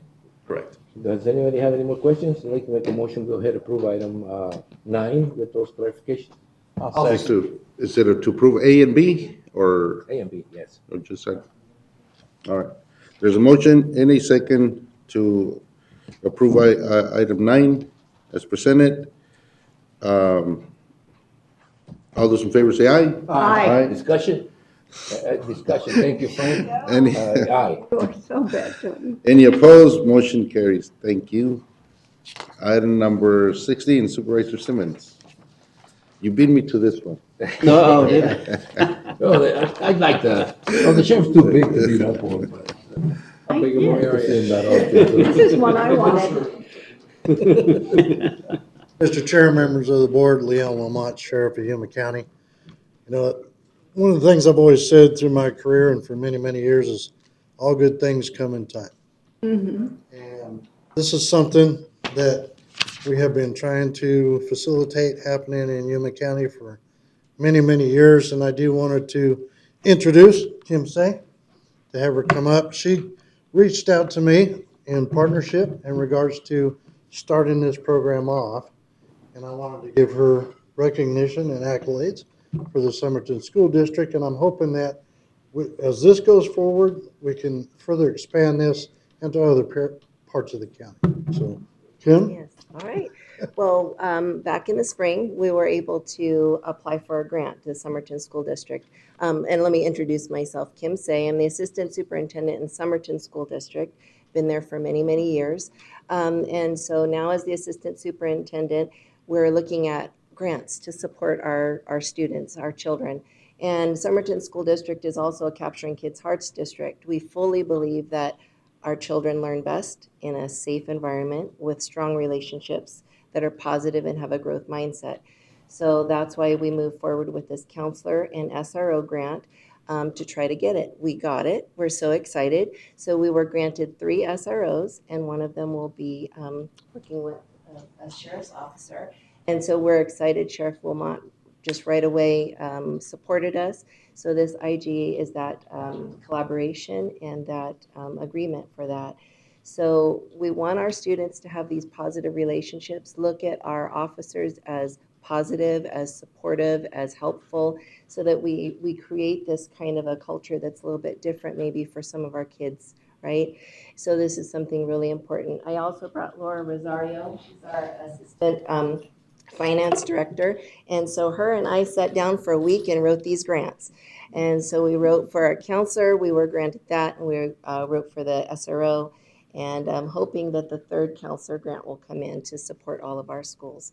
So we really appreciate your support. This kind of work in the future as Somerton School District grows, as you know how Somerton School District runs, we have a unique opportunity to work with 3 departments, the San Luis PD, Somerton PD, which we're in support with, and then the Sheriff's Department to support all of our schools. So we're kind of a unique little district. And as we grow, we want to expand, and so that we can have the San Luis PD also supporting our school district as we get more schools in that area. So thank you so much. Thank you, Kim. For legal, we normally do 1-year contracts because that's what we're allowed by now. But in this particular case, we're doing a 3-year. Is it 1 year plus 2 options, or is it just a 3-year? The grant was given to us for 3 years, Right, and we have 3 years of salary. I get the grant. Okay. This is a grant-driven project. I just want to clear it from legal perspective of making a 3-year contract. I think we're okay with that. There is language in the IGA where you can terminate at any time, So regardless. that makes it okay. So we having a 3-year. I don't have any problem with it. As a matter of fact, I understand the tone of your comments regarding how you grow in San Luis. It's the Somerton School District. There is no San Luis School District. So for those people who don't understand that, there's only Gaston and Somerton. So For legal, can you write up something like for Tony, 1-year contract, because he asks that question every time. Maybe that's okay. It's an older question. It's an older question. Question from an old guy. It's a legitimate question. Okay, so I want you to emphasize that. It's a legitimate question. Just so you know, this is probably a grant-funded position that's going to fall under your personnel rules with grant-funded positions. So if and when it does run out, sometimes the position goes away as well. Any other? So I will tell you, as from a county attorney standpoint, I strongly support SROs in the schools. I've done MRT training on child abuse and neglect at your school, all the ones out there. And those SROs are the ones who are helping those teachers make those reports, even on suspicions of abuse or neglect. Yes. Lynn? That's what I was going to say. Are your counselors and your SROs going to work together to? Yes. Absolutely. Oh. Yes. Yes. I taught when we had a 3-year grant with the counselors, and they make so much difference. It's all of these efforts have made a huge difference, especially coming back after COVID. We've had a lot of necessary transitions, a lot of different issues and behaviors that we did not have prior. And so this is very, very important for our children to succeed and to have some positive support in various ways that I could go into, but everybody knows what that is. And so we really appreciate the support of the sheriff.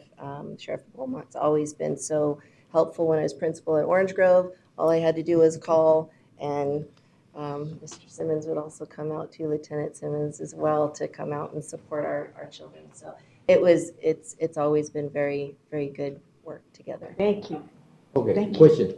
This is retroactive to July the 1st. Does that mean that you're almost ready to do this? Or are you starting the school year with this? Have you hired someone?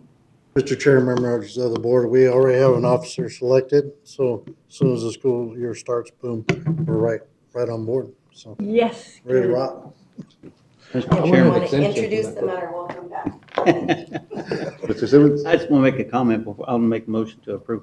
But like Kim was saying, the sheriff would give me some leeway in my last few years. I would hit the schools out in East County and down South County as well, Gadsden and Orangeburg, and great bunch of kids. I mean, just fun to work with and get out there and not hitting them anymore. Yeah. I suppose. And I encourage the East County schools to get a hold of Kim or whoever to do whatever they can to make this happen as well. Get those grants, yeah. Yes, because especially when you look at Dayton and Mohawk, they are the farthest out from anybody as far as response.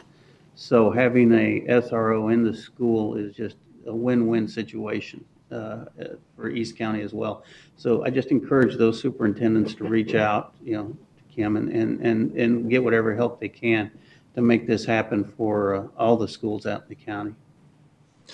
One of the things, as you were talking about, the relationship that the kids build with the officer, and as past experience talking to SRO officers in Somerton, and you'll be surprised how much information they get from kids. Yes. That they come up to them because they trust them, and that is, I wish every school, maybe we do or have an SRO officer, but we need that. Because And they keep their confidence. Yes. And that's the other So, thing. Mhm. thank you for applying, for that, or those grants. Keep doing it, and obviously thanks to the sheriff that he's always stepping up and saying, yeah, we can do it. So I'll entertain a motion. I'll make a motion that we approve item 16 as presented. I'll second the motion. No, Yeah, wait a minute. no This kidding. is like a left side. That's a left side. Okay, guys, that's a left side. Okay. You got it. There's Okay. As long as you recognize we're right. There's a motion and a I want an second exception from that rule. to approve item 16 as presented. Any other discussion? No? Okay, all those in favor say aye. Aye. Any opposed? Motion carries. Thank you again. Thank you very much. And I appreciate your time to recognize these two for all their hard work to make Yeah, this. that, I know, those grants fruition, can't so be. thank you. Yeah. Thank you, Sheriff. Mm-hmm. Moving on to discussion and action items, the board will open each of the following items separately for discussion and action as appropriate. Item number 1, financial services. Here presentation from the Arizona Auditor General Office and Fester Chapman CPA, contracted auditors for the fiscal year ended June 30, 2022. Audit results as required by Arizona Revised Statute 11-661D, posting of financial statement, budget, accepting audits, results. Gil. Good morning, Mr. Chairman. Morning. Members of the board. Gil Villegas, Chief Financial Officer. This is an item, so we're in compliance with the new statutory requirement. It's a presentation you're going to hear from the Office of the Auditor General and their subcontractor, Mr. Ben Hoover, who's here with me. He's with Fester Chapman. We should have in the phone Caitlin Wood. Caitlin, are you there? She's with the Office of the Auditor Thank you, General. Mr. Villegas. Yes, thank you.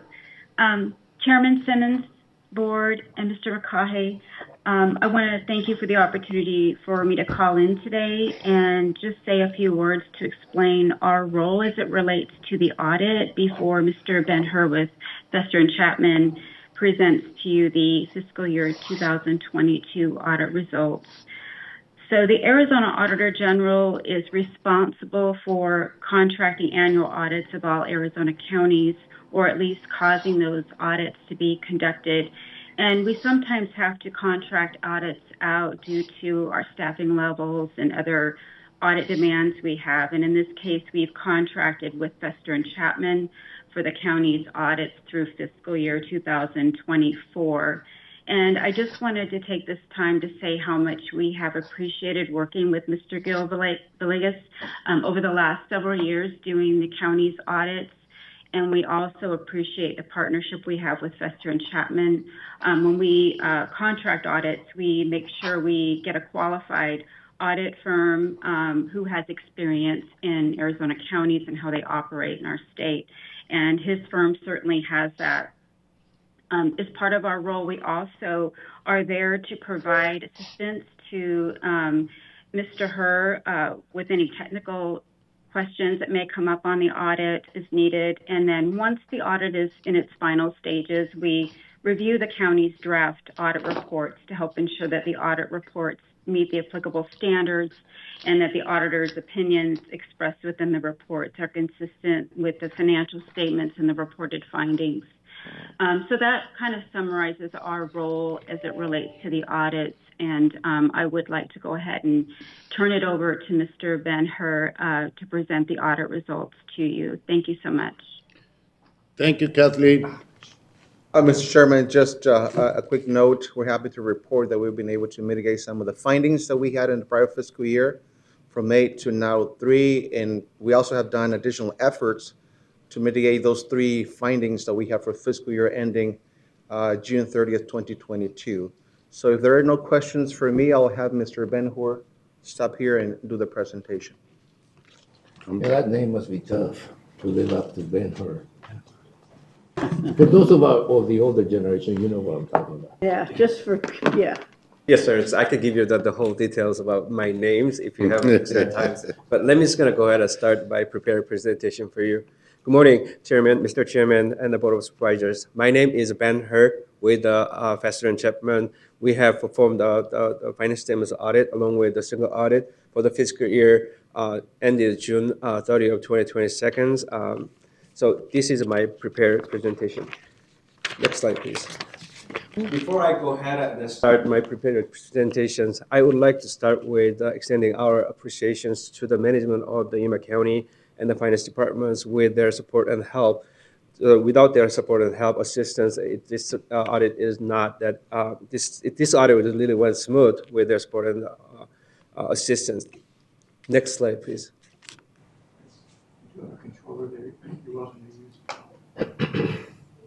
So today's presentation is basically two-part.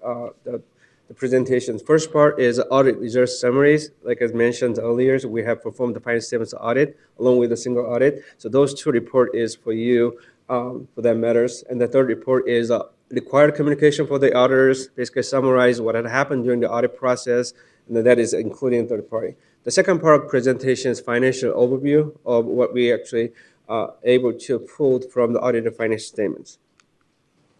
First audit result summaries is about the finance statements audit. So we issued a modified opinions on the Yuma County's efforts prepares, which means finance statements are presented in fairly in all material aspects in accordance with the GAAP. Even though Gil mentions there was 3 deficiencies we noted in this report, there you can find the more details information about those deficiencies in the audited finance statement itself.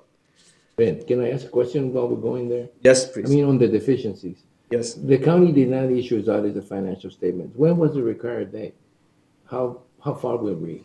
So the requirements is for the counties, and then basically 9 months after the year end, March 31st, is basically the deadline due date for the issuance. This year's I believe we issued is May 15th, about 2 months after the year end, 2 months after the deadlines.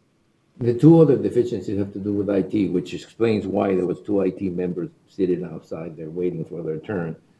We knew about this before. It's not new. In IT, right. It's universally the toughest thing to keep up with. It is a continually changing world. It is very difficult to secure anything against IT issues or problems. So is that why they're here? They're supposed to explain that? Yes, Chairman, Supervisor Reyes, that is correct. These 2 items that we have in IT, we have been working with those items for a couple of years now. I believe it was last month, the Board of Supervisors took measures to acquire the software system that is going to help us to mitigate those 2 items. So we're moving toward resolving this issue. Just take it, clicker here. It's just been taking us a little bit longer than expected for us to accommodate all the items that the Auditor General wanted us to address. So the answer to those 2 findings or deficiencies in this particular case is that they're being taken care of, and we're taking action to make sure we don't get them again next year. Is that correct? Correct. Correct. And one you mentioned earlier, as far as did not perform a countywide IT risk assessment, we use an independent firm to actually test internal and external testing to make sure that we are secure. So that particular item I'm not sure about. The other one tied back to documentation, ties back to, if I'm not mistaken, Mr. Hurt, it ties back to a lot of our data classification. And when it ties to data classification, that was what we came to the board for back in June, as Gil mentioned, for the software that would actually help to categorize the different types of data that the county has. One thing that we tried to make clear with the auditors early on is that Yuma County ITS, we do not own the data. We house, protect, secure. But each department and office within the county actually owns that data. And that's what we'll be working with moving forward. Right, so I guess the answer to both my questions is those deficiencies have been looked at now, and hopefully we don't get them next year. Correct. Thanks. Thanks, sir. So move on to the next items is basically summary of the single audit report. As you're aware, when the non-federal agencies is receiving more than $750,000 of federal fundings, single audit is required. And then especially during this recent years, due to the COVID fundings, we actually have selected 6 programs with the counties and then tested them to make sure they're in compliance with all the federal compliance requirements.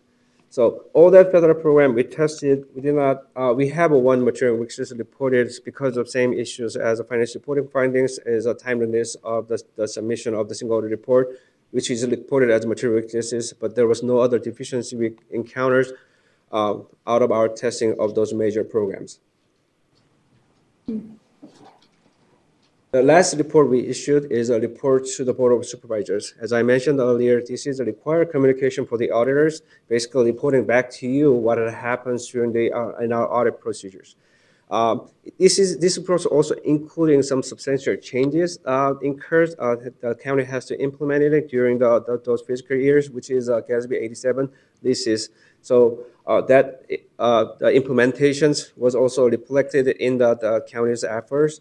And this report is also including if there was any difficulties the auditors has encountered during the audit, and then if there was any disagreements with the management. We are happily reported back to you there was no such event had happened during the audit, and also summarize that we actually reported 3 significant deficiencies for the financial statements audit, and the 1 material weaknesses we reported for the single audit is also reflected in this report as well. Second part of the presentation, as I mentioned, this is kind of financial overview from the audited financial statements. As of the fiscal year June of the 2022, the county has reported total asset and deferred outflows of about $667 million, and total liabilities and the deferred inflows about $250 million, which resulted in county's net positions about like $470 million.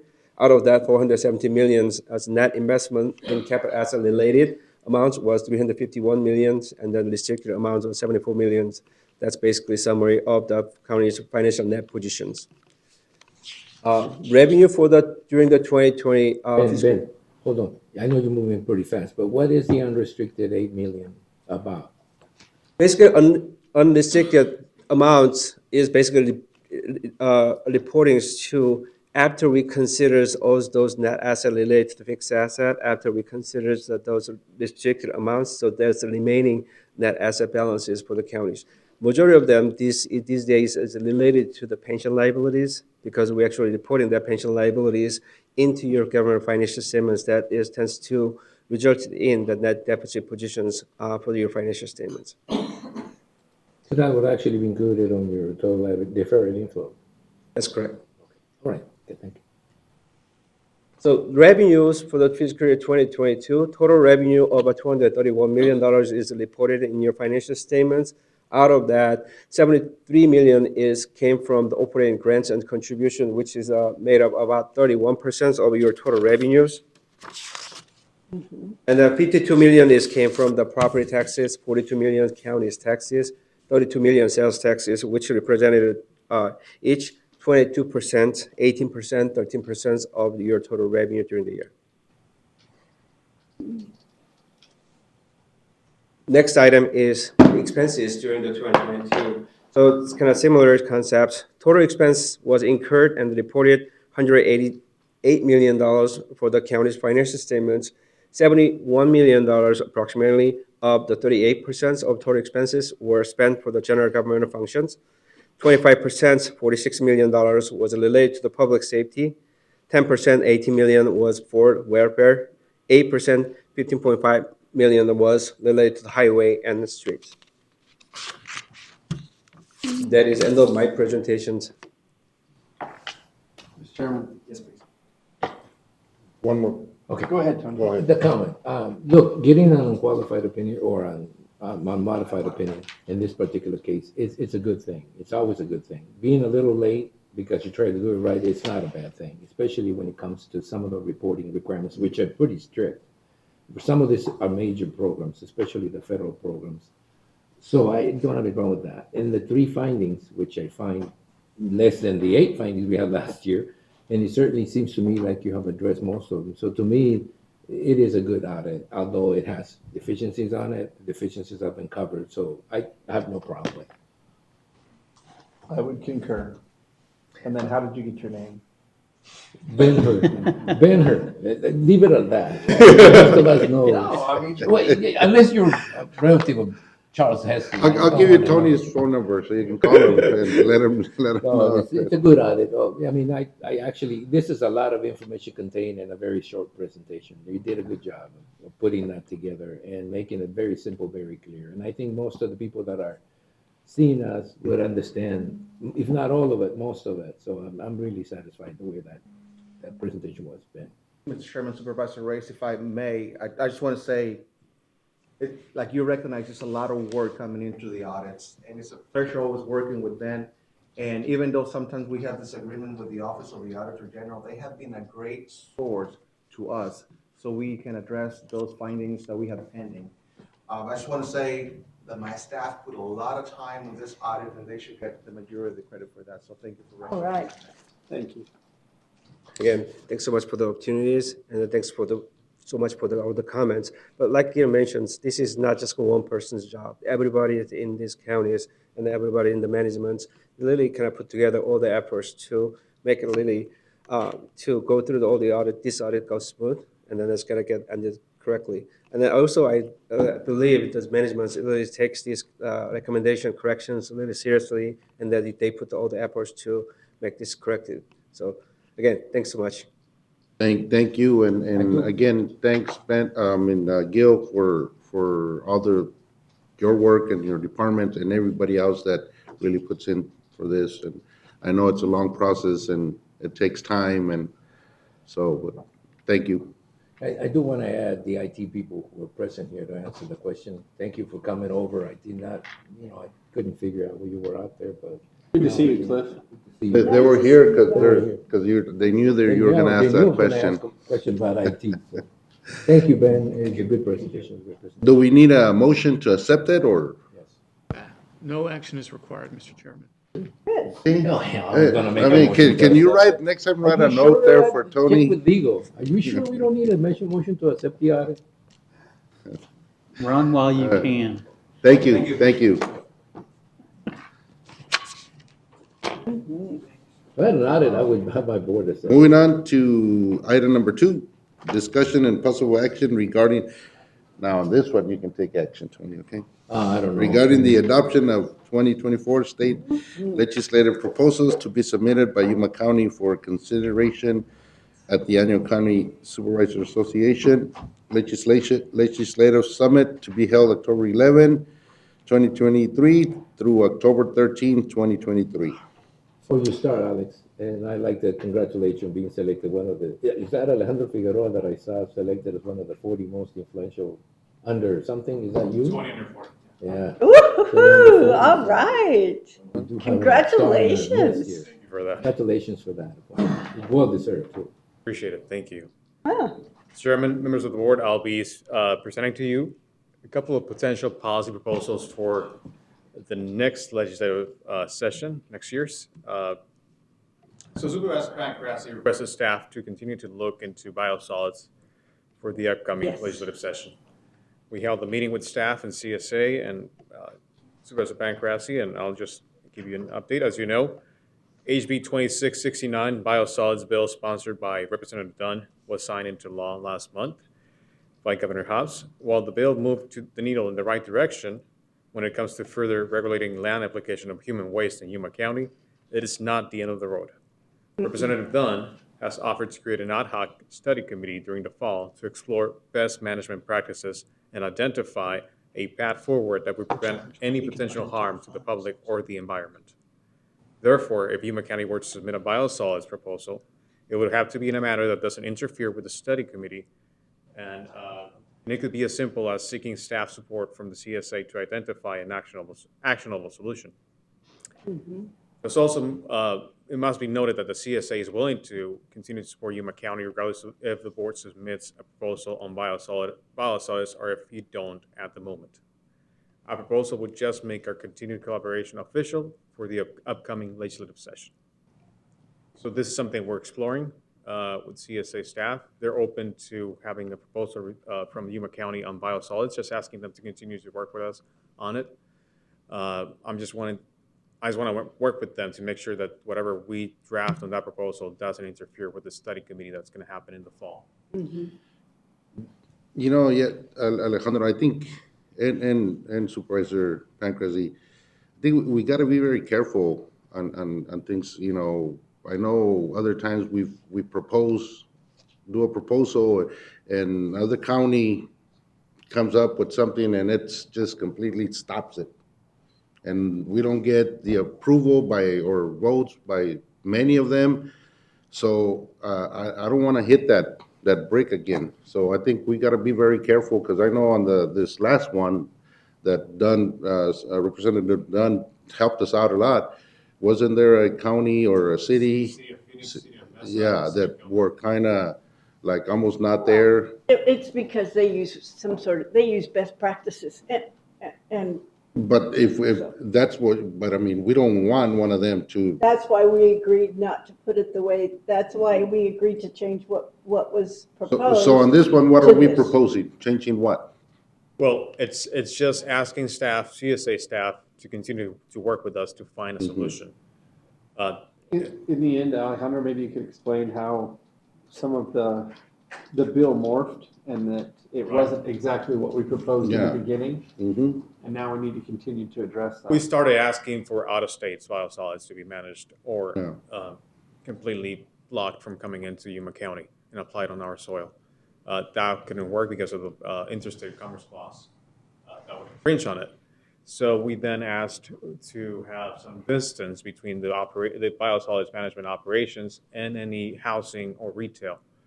That didn't work well with some cities in Maricopa County, because they do have some of those operations nearby, or they actually send them out to Pinal County. And that would cost them several millions of dollars to move those locations elsewhere. So we had to remove the distance from the bill, any sort of mention of distance from the bill. So the only thing we managed to accomplish this time was to put in statute that you cannot mix biosolids with solid waste. If you do that, you cannot apply that on the ag land. You have to throw that into landfills. And the second thing is you have to reduce pathogens on that biosolid. One of the ways they do it is by injecting that into the soil.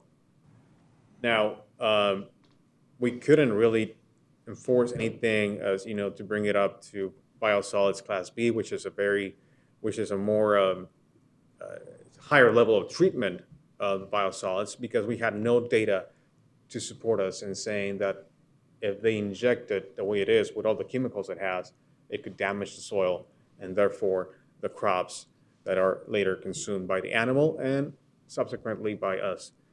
So we're working with U of A. U of A is also trying to do some studies on PFAS, on the forever chemical, that's what they call them, on our soil. So long story short, we don't have data right now to be able to move forward with any more regulation on biosolids until we meet with the study committee. We all sit down, we all discuss different options, best management practices, and decide what's the path forward at the moment. So just, when we started this, it was about the quantity, so was that addressed or no? That was not addressed. We also had some lobbyists from. You see, and that's all that waste that they bring, it's treated, and because I've seen those. I've seen that. I mean, I've been fighting that since I was the mayor in Yes, you Somerton. have. And I was in the legislature. So the thing was, about the quantity. So you see, this is where when we propose something, and then at the end, it's what we talked about. It's never it doesn't take action, or it's not even there. So we got to stick to what that works in our county. Not, I don't care about Glendale or Gilbert.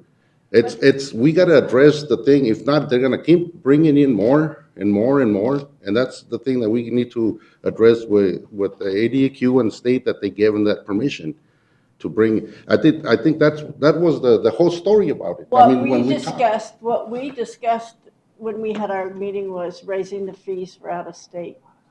And that was something we discussed at the last meeting, was raising the fees to the point where it's cheaper to clean it up and leave it in your own state than it is to bring it to ours.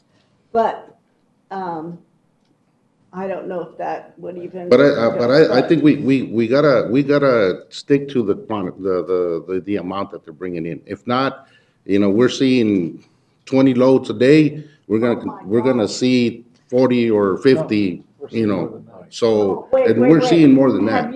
I can sit on Avenue B and I could sit there at the bank and watch those trucks come from, So I think that's what we need to address. I don't think we need to address if it's treated, because believe me, it is treated. They've done it. I've seen it several times, but. Okay, no, I just want to address it from the fact that anything we ask is either permissive or, I don't know what the other word is, restrictive or something, of everybody. Permissiveness is what you look for in a situation like this. And to me, it would be easier to simply ask for them to get a special permit from us.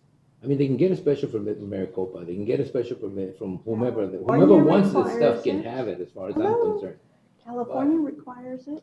California requires each county to That's what I'm special getting permit. at. I think asking for them to consider on the biosolid a process similar to waste disposal, which is what we're dealing with right now with Citgo, so that they could have to come to us for a special use permit at some particular time when they renew it. And they renew it from, every 20 years or 30 years, because it's state land.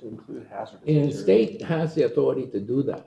Now, what we want is, what I like to see, is for them to come to us and say, we want to bring all this stuff, process or otherwise, good or bad, that is determined to be biosolid, and ask for permission to do that. That's all I want. And if And they, septic.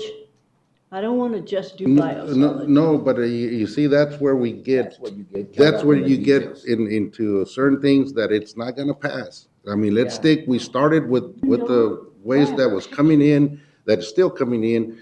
And I thought we talked about, that was the whole purpose, the amount. If we're gonna continue to let them throw it in our backyard, but, I'll stop talking about it, but I wish Out of state. people would send letter, residents of Yuma County would send letters to the representatives, state representatives in their community, and like we're seeing from that waste company, that hazardous waste company, because flies from March to about the end of the summer we see all that.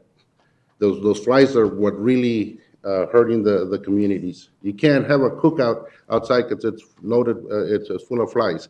Oh, wait, not even down where I live, you can't either, so. So I think we stick to the amount, for them, so that they come to us. Because if not, it's gonna continue, no matter what we address on that other issue, we're gonna still be seeing it. That's a very good idea. Mr. Chairman, Yes, go ahead. I don't want to interfere with the biosolids this year because that's an ongoing thing. But down in the long road, we need to start looking at more than biosolids that we're taking from not just California, but other states. Whether it's refuse, whether it's tires. I've got an ongoing problem out in East County that they're way out of limit on their tires, and they've been cited by ADQ, and this has been going on for a year and nothing's happening. At what point do we say enough that Arizona's becoming a dumping state for other states? now, And now is the time where it's going to get so bad, and the cities have to realize this too. I understand, hey, it's money coming. At what point do we say enough is enough as far as Arizona becoming a waste basket? Mr. Chairman? Well, the problem is, Mr. Chairman, the problem is when you say Arizona, you don't have a unified front in Arizona. You have Maricopa County, you have, Pinal County, you have Pima County, you have all these other counties. That's why I said, the key is to make it a permissive situation that requires a permit. Sometime they're gonna have to come to a permit. We do it with waste. If any waste is gonna come into this county, if they, hazardous waste, they need a special use permit, even if they do it in the industrial zone, heavy industrial. And I think that may be what it comes to, where Yuma County you have to pay a permit, and we make it so much that they don't want to dump it here, and then they could start going further into Arizona. At which point, then it's Phoenix's problem, or it's Pinal County's problem. Right now, they don't care, because most of it stops on the border counties. So why should they care, unless we just price it so much coming into our county and the other counties that they have to take it into Phoenix, and then they start caring. But enough's, to me, enough's You don't get enough. the money, AD. Yes. I know that you're hearing a lot of things, but can Sorry. we address, through the legislation, adding to the requirements, what has been suggested, subject to county approval? Subject to county Regardless of whether they're dumping on state land or regardless of whether they're utilizing a private facility, it would always be subject to county approval. Because that's it's a our simple- roads and lots of our county roads and our infrastructure that is being affected. Our public. And our public.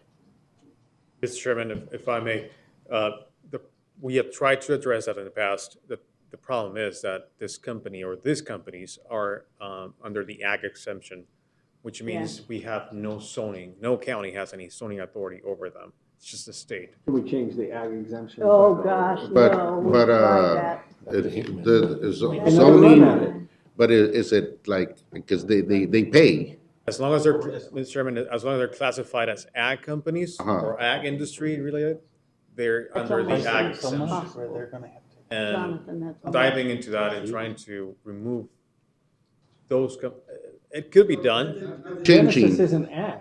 Yeah. Yes, because they're putting it on ag land. No, well. That's what they're That's doing. more debatable.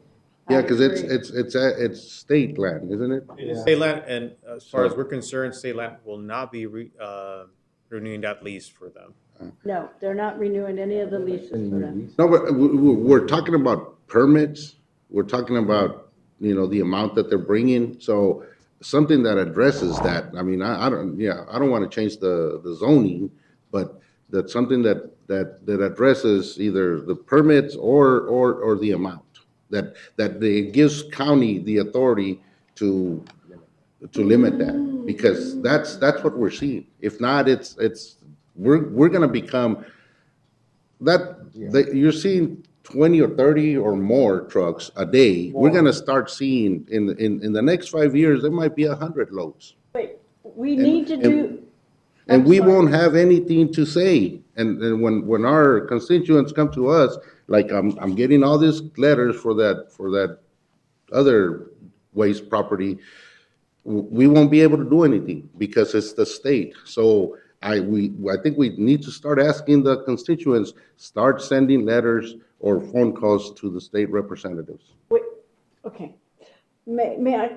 Go ahead. Even though the ag issue that prevents us from being able to use septic and biosolids upon county approval. Subject to county approval. It would help with a whole lot of other issues.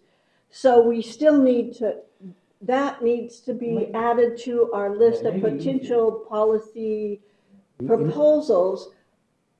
It may be easier to put them under statute of waste, not agriculture. Because agriculture you can't touch. So if we put them in a designation like waste, like we have right now, and require for them to get a special use permit to do that, then we would have accomplished control, which is what we want. Can we,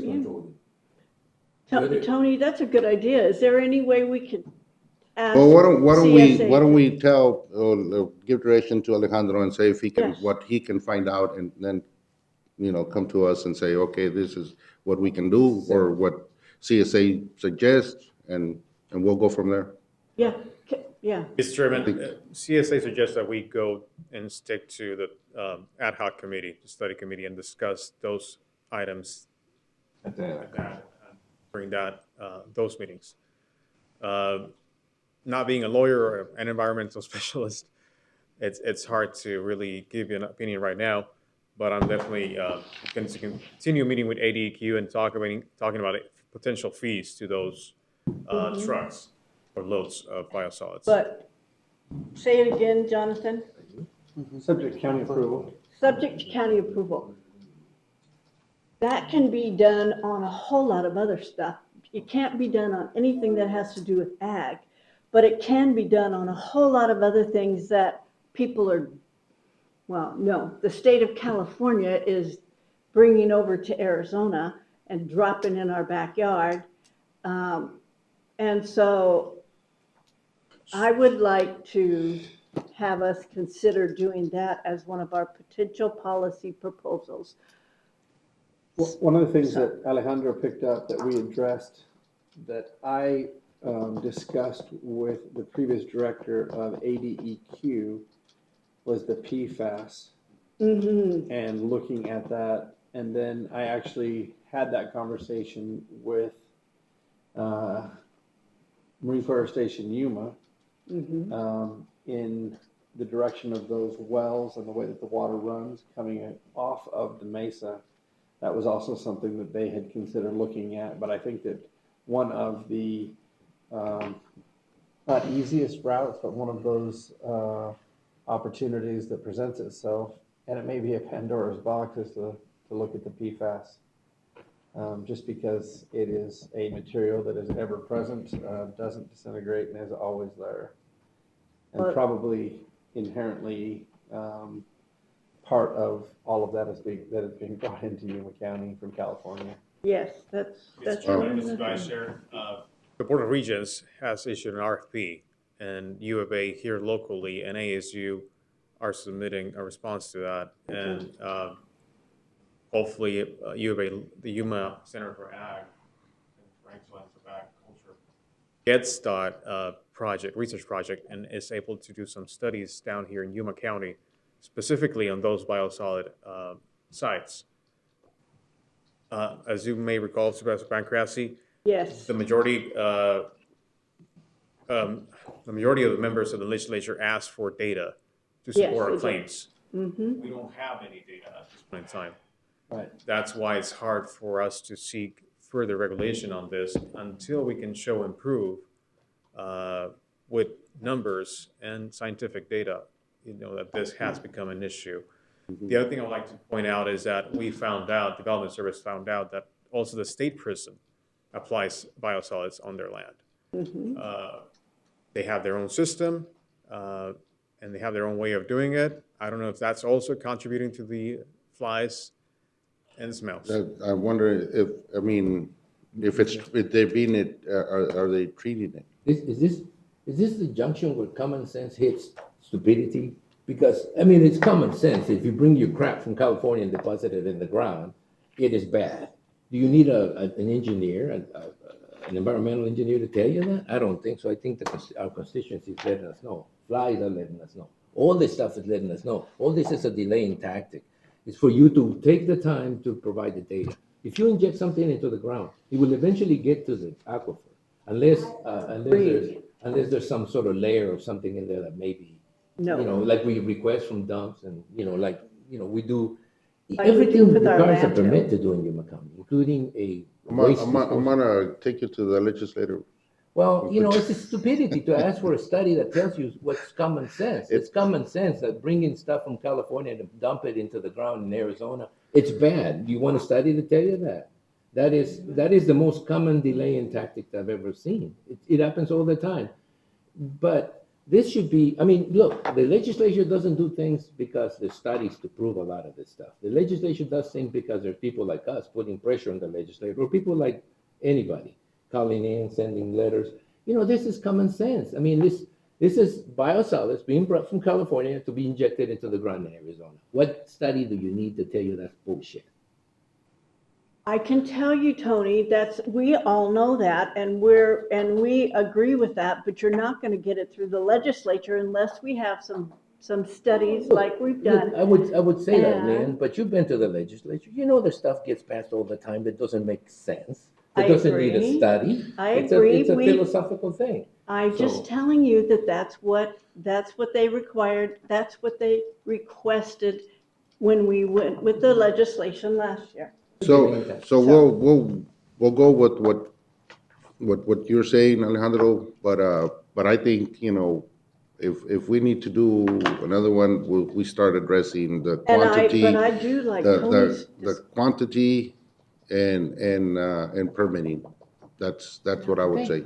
I like Tony's idea of classifying human waste as waste and not putting it in the area of agriculture and, You want to study too? no.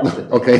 But if we I take it back. reclassify it as, Legal told me not to use that word, I forgot. No, it's bullcrap, it's not the other. yes, I know, I told you not, yeah, well, anyway. All right. If we classify it as waste, like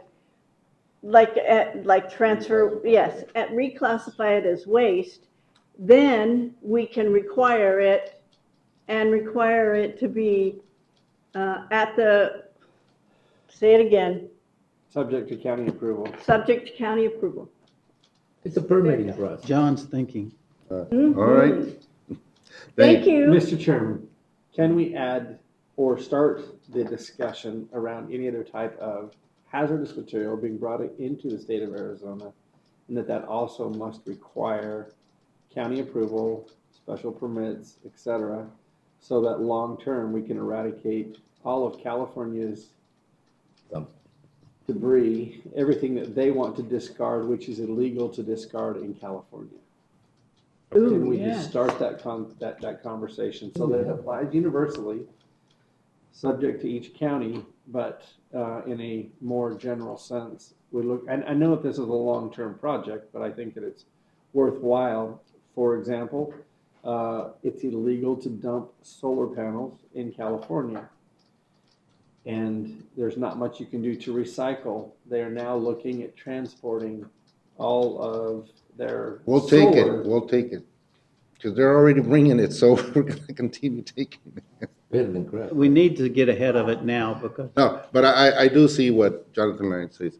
They're You know, trying to be green on the back of Arizona, and it's just driving me crazy. one of the things that I'm gonna suggest, just your comments, maybe we start on that, at the CSA summit, talking to other supervisors and addressing this and see Yes. how they feel, but just getting their feedback and start California- telling them, yeah. Arizona should not be California's dumping Yeah. ground, period.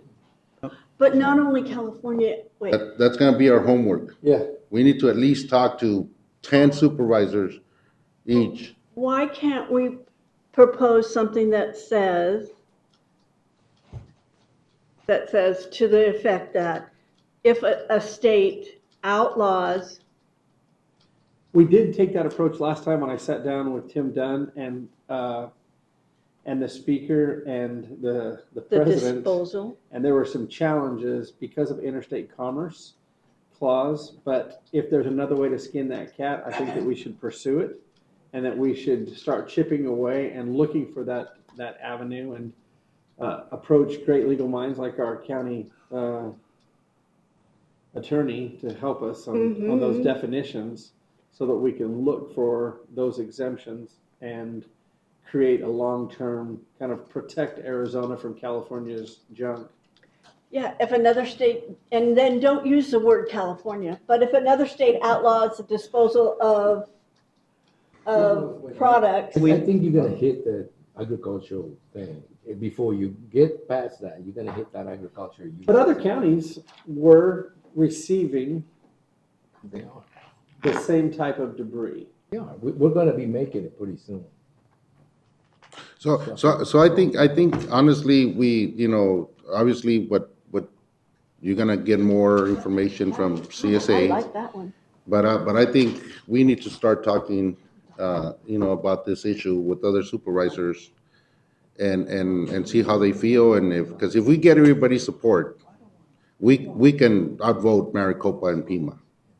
Yes, we can. But we just need to talk to the supervisors and let them know. But I don't think Well, Maricopa well- and Pima even want it.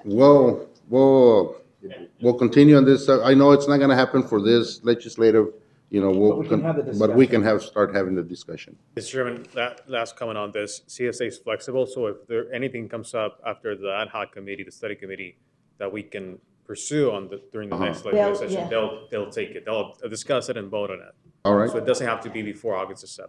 Sounds good. All right, I'm fine. all right. Thank you, Alejandro. What was it? The other one was wildfire emergency. The second one is Coconino County reached out to Yuma and other Arizona counties seeking support for a potential policy proposal that would request ongoing funding for wildfire emergency response administered by the Arizona Department of Forestry and Fire Management. Yuma County's Emergency Management Division is in support of this funding request. Yuma County staff will be meeting with Coconino County this coming Wednesday to discuss a potential joint proposal to the CSA. It is worth noting that the Coconino County supervisors have not reviewed or voted on this proposal yet. They will do so on August the 1st. Okay. Any questions on that? I Are think you it's done? good. So I'll bring a couple of issues up that may or may not be part of that, but just to be aware of them. One is we always talk about a change in the tire disposal fee. For some reason, that hasn't changed in years, and it's the same thing with the gas tax. It keeps coming up, it keeps going down, we keep requiring EVs and cars that don't run on gas, but that's what we use supposedly to, we had a period of time here where we got funding from other sources, but Electric cars, we're gonna yeah. go back to her funding at some particular time. And this is going to have a major impact on everybody in the state. The refusal of the legislature or anyone to take a look at a gas tax, it befuddles me because I see what the trend is, and the trend is to less and less and less use less gas, although we don't particularly Cannot follow that. continue to kick the electric can down the road. And so we just want to make sure that those items are discussed at the CSA meeting, and that we look at which ways we can impact the discussion to move it positively, because the tire disposal fee is something that's we can do studies. We can conduct financial studies. And the gas tax is the same thing. We can just actually see the decrease in gas tax and HERF revenues from cities, from all municipalities. And that's what makes that argument over the tax in Maricopa so pertinent. The fact is, that's the only way they're gonna be able to fund some of their road improvements. We may have to look at that for future supervisors to have as a tool, because it's gonna come to a point where all this federal tax, all this federal money is going to dry up, and we need to have a dedicated source of funds. At some particular time, we need to have a dedicated source of funds for this project that we have. We just talked about Highway 95, how it's gonna cost close to $20 million. Guess what? We'll do a portion and then we'll have to wait. Why? We don't have any sources, local sources of funds other than, we don't have a gasoline tax, we don't have a. And we're disproportionately affected by the HERF funding mechanism. Yes, we are. And I just wanted to keep 400 those doesn't pass items we alive. won't have any of our funds. Yeah. All right. I have one more, please. We're gonna have to start charging Yeah. a toll for anybody coming through Yuma on the interstate. I agree. That's We a make federal it a toll stuff, road. it's a commerce, interstate commerce thing. But My other one is hybrid/electric car fee.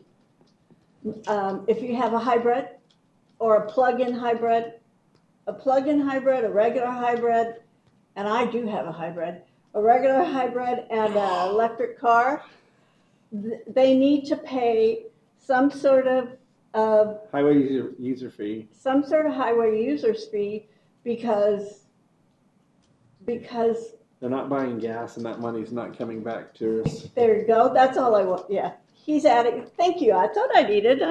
He knew what I was talking My about. son up here. I love it when somebody adds the words that I was thinking and they wouldn't come out of my mouth the right way. Thank you. anything else, Alejandro? You got me. Thank you. Go ahead. Mr. Chairman, I'll move on to Will you add that to my request? Thank you. the regular, yes, ma'am. And you have to go to the summit because you're going to have to add those be there. words. I'll be Okay. But you're going to have to help me. So I'll start with the State level, Governor's Water Policy Council, established by Governor Hobbs in January 9th through executive order, has been split into two committees to allow for increased focus on specified issues. One of the groups is investigating modernizing the assured water supply requirements within the active management areas. The other group is focused on contemplating a framework for the regulation of rural groundwater.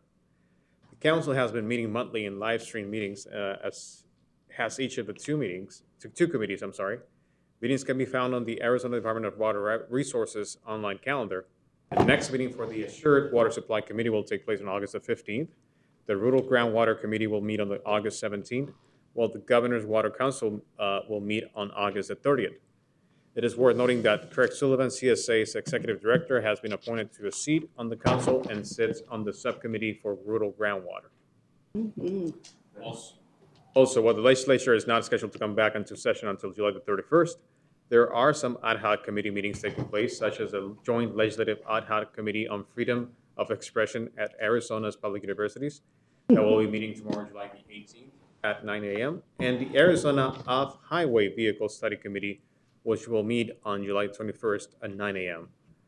Also, after a private meeting on July the 7th between Governor Hobbs and Arizona Senate's President Peterson, the Arizona Legislative Report stated that the Senate's majority announced that they, and I quote, intend to continue to confirm qualified director nominees. Say that again, they They intend? intend to continue to confirm qualified director nominees. So they're Okay. going to move forward with that. Okay, At the federal level, last week, the National Association of Counties issued a statement of support for bicameral bipartisan legislation reforming the National Flood Insurance Program. The National Flood Insurance Program Reauthorization Act of 2023 would ensure 5 years of reliable support for county residents through the program. In addition to other reforms, recognizing the importance of partnership and collaboration among the levels of government. The National Association of Counties annual conference and expo will take place between July 21st through July 24th in Travis County, Texas. County elected officials from across the country come together to shape NACO's federal policy agenda, share proven practices, and strengthen knowledge networks. Also, and you probably know this, Senator Sinema will be in Yuma on August the 2nd. where's she gonna be? As of right now, Mr. Chairman, Supervisor Pancras, as of right now, I only know that she's meeting with economic development folks in the county at GYDC. Other than that, I don't have any more details. I've requested for the possibility of her meeting with the Board of Supervisors that day. Oh, good. I still have to hear back from them. On the international front and border affairs, I would like to share with the public that it was discussed during the last Board of Supervisors meeting. The Yuma County Board of Supervisors will be sending a letter today to the GSA's administrator to express disappointment at the federal agency's failure to extend a formal invitation to the county to participate in the San Luis One Port of Entry's expansion project groundbreaking ceremony, and request a meeting to further discuss this issue and establish lines of communication that may prevent anything like this from happening in the future. And with that, Mr. Chairman, I conclude my presentation. Happy to answer any questions. Any questions for Alejandro? All right, thank you, Alejandro. Thank you. Oh, well, before he leaves, I'd like to make the comment that it works. Anytime you complain and you get up the chain, it brings down some action, at least from what I've seen over 40 years. Sometimes it's just tough, but the fact that somebody complains to a higher up always brings some action, some kind of action. Sometimes it's reactive, it reacts. Sometimes it's preventive, but it brings some kind of action. So I do understand that sometimes it puts us in an unviable position of being against something, but I'd like to thank the chairman and the mayors of all those cities for bringing out the fact that those lines were long. Although they don't necessarily bring out the response that one expects, it works. I mean, the lines have been shorter, the times have been shorter. They may not admit it, but 2 lines opened up. yeah, the lanes open up, and it works. I just want to say that so that publicly we acknowledge the fact that taking action is much better than not action at all in any of this particular issue. Thank you, Alejandro. Thank you, Mr. Chairman. Thank you, sir. All right. Lynn? Yes. Okay, here we go. I attended the planning and zoning hearing for an individual in the BNC Colonias that has property that is not, and it's not the band trailer park, but it's property that is needs to be cleaned up. And I testified there, and the individual has 90 days to get that cleaned up, and the county is trying to help him with that, and we're working on it. Thank you. Jonathan, oh, you're not done? Okay, I thought you were done. Yeah, right, huh? Did that on purpose to move it along. You wish, huh? You wish. Okay. Anyway, I attended the Governor Hobbs State of the State luncheon here in Yuma out at AWC, and I got to introduce her, and I sat with you at the table. It was kind of nice. Anyway, I went on the Jennifer Blackwell radio show with Gary Knight and David Padilla, who's the president of the Gary Knight is city council member Gary Knight, and David Padilla is David Padilla, the president of the Yuma County Firefighters Association, regarding the Sidell project. I had a meeting with on the biosolids for the next session, and I attended. I plan on attending the NACO annual conference, and I'm teaching my great nephew how to swim. I forgot how I taught swimming lessons 40 years ago, and you'd be surprised how fast it comes back to you. Anyway, it's really quite fun. I forgot how much fun it is to do that. Anyway, that's it. That's all I'm doing. You forgot the award you got. Huh? Did you mention that you got an award? Yes, I didn't mention that. Yes, I was. Yes, I was. I got the Francis Woodard Award from the Education Foundation, and I was very honored to receive that. Yes. Congratulations. Thank you. Thank you. Supervisor Lights. My time has been disproportionately allocated to receiving calls, texts, emails, specifically regarding opposition to an item that will come on our agenda. Met with several people. Also met with representatives from that company over the last week. And yeah, thanks. Your district. Supervisor Simmons. Which is in my district. Been on vacation the last couple of weeks, but have fielded numerous calls and texts and emails reference to the same issue that Jonathan has been receiving. I was on vacation, got back, and immediately got the same calls, or maybe from the same people, both about the solar issues and about this waste storage facility. And had an opportunity to meet with the board director about the issues in the border. So it's been a kind of an eye-opening week. I will be leaving today to deal with some, to Phoenix. I'll be one of the co-hosts of a Western Region housing conference in Phoenix, together with Chicanos por la Causa.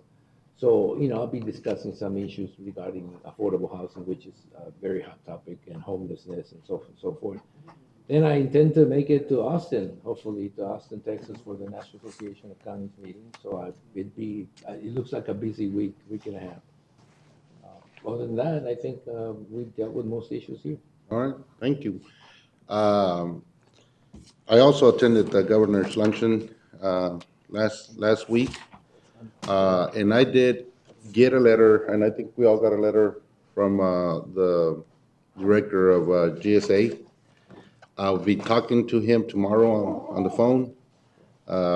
So he wanted to schedule a meeting with me, and might do it through the computer, but we'll be talking. So I don't think he has received this letter that we just signed, but I'll let him know, and I did get a picture. I will say what Tony said. Not just kidding. Hey, But- I'm saying to Jonathan Lyons that the picture of him with the board director holding a shovel does not cut it. That's it. Ian? Thank you, Mr. Chairman. The main highlight of the past couple of weeks was the Arizona City County Management Association Conference in Tucson. Deputy County Administrator Josh Scott joined me at that. A lot of good sessions, a lot of great opportunities to share stories and challenges and opportunities with fellow managers and assistant managers from around the state. So even an appearance by pop star Jewel, a virtual appearance. So it had a little bit of that. Virtual? Virtual. Isn't that called a video? Yeah, really. Virtual. Live. Thank you. Jewel from San Diego. And I do want to thank Supervisor Simmons Yeah, for for this very for this patriotic. very nice cup. Oh, you're welcome. I'll have water in it. I'll pretty fill it soon. up with coffee and, Try to stay awake. yeah. Thank you. Thank you. All right, meeting adjourned. All right. Oh,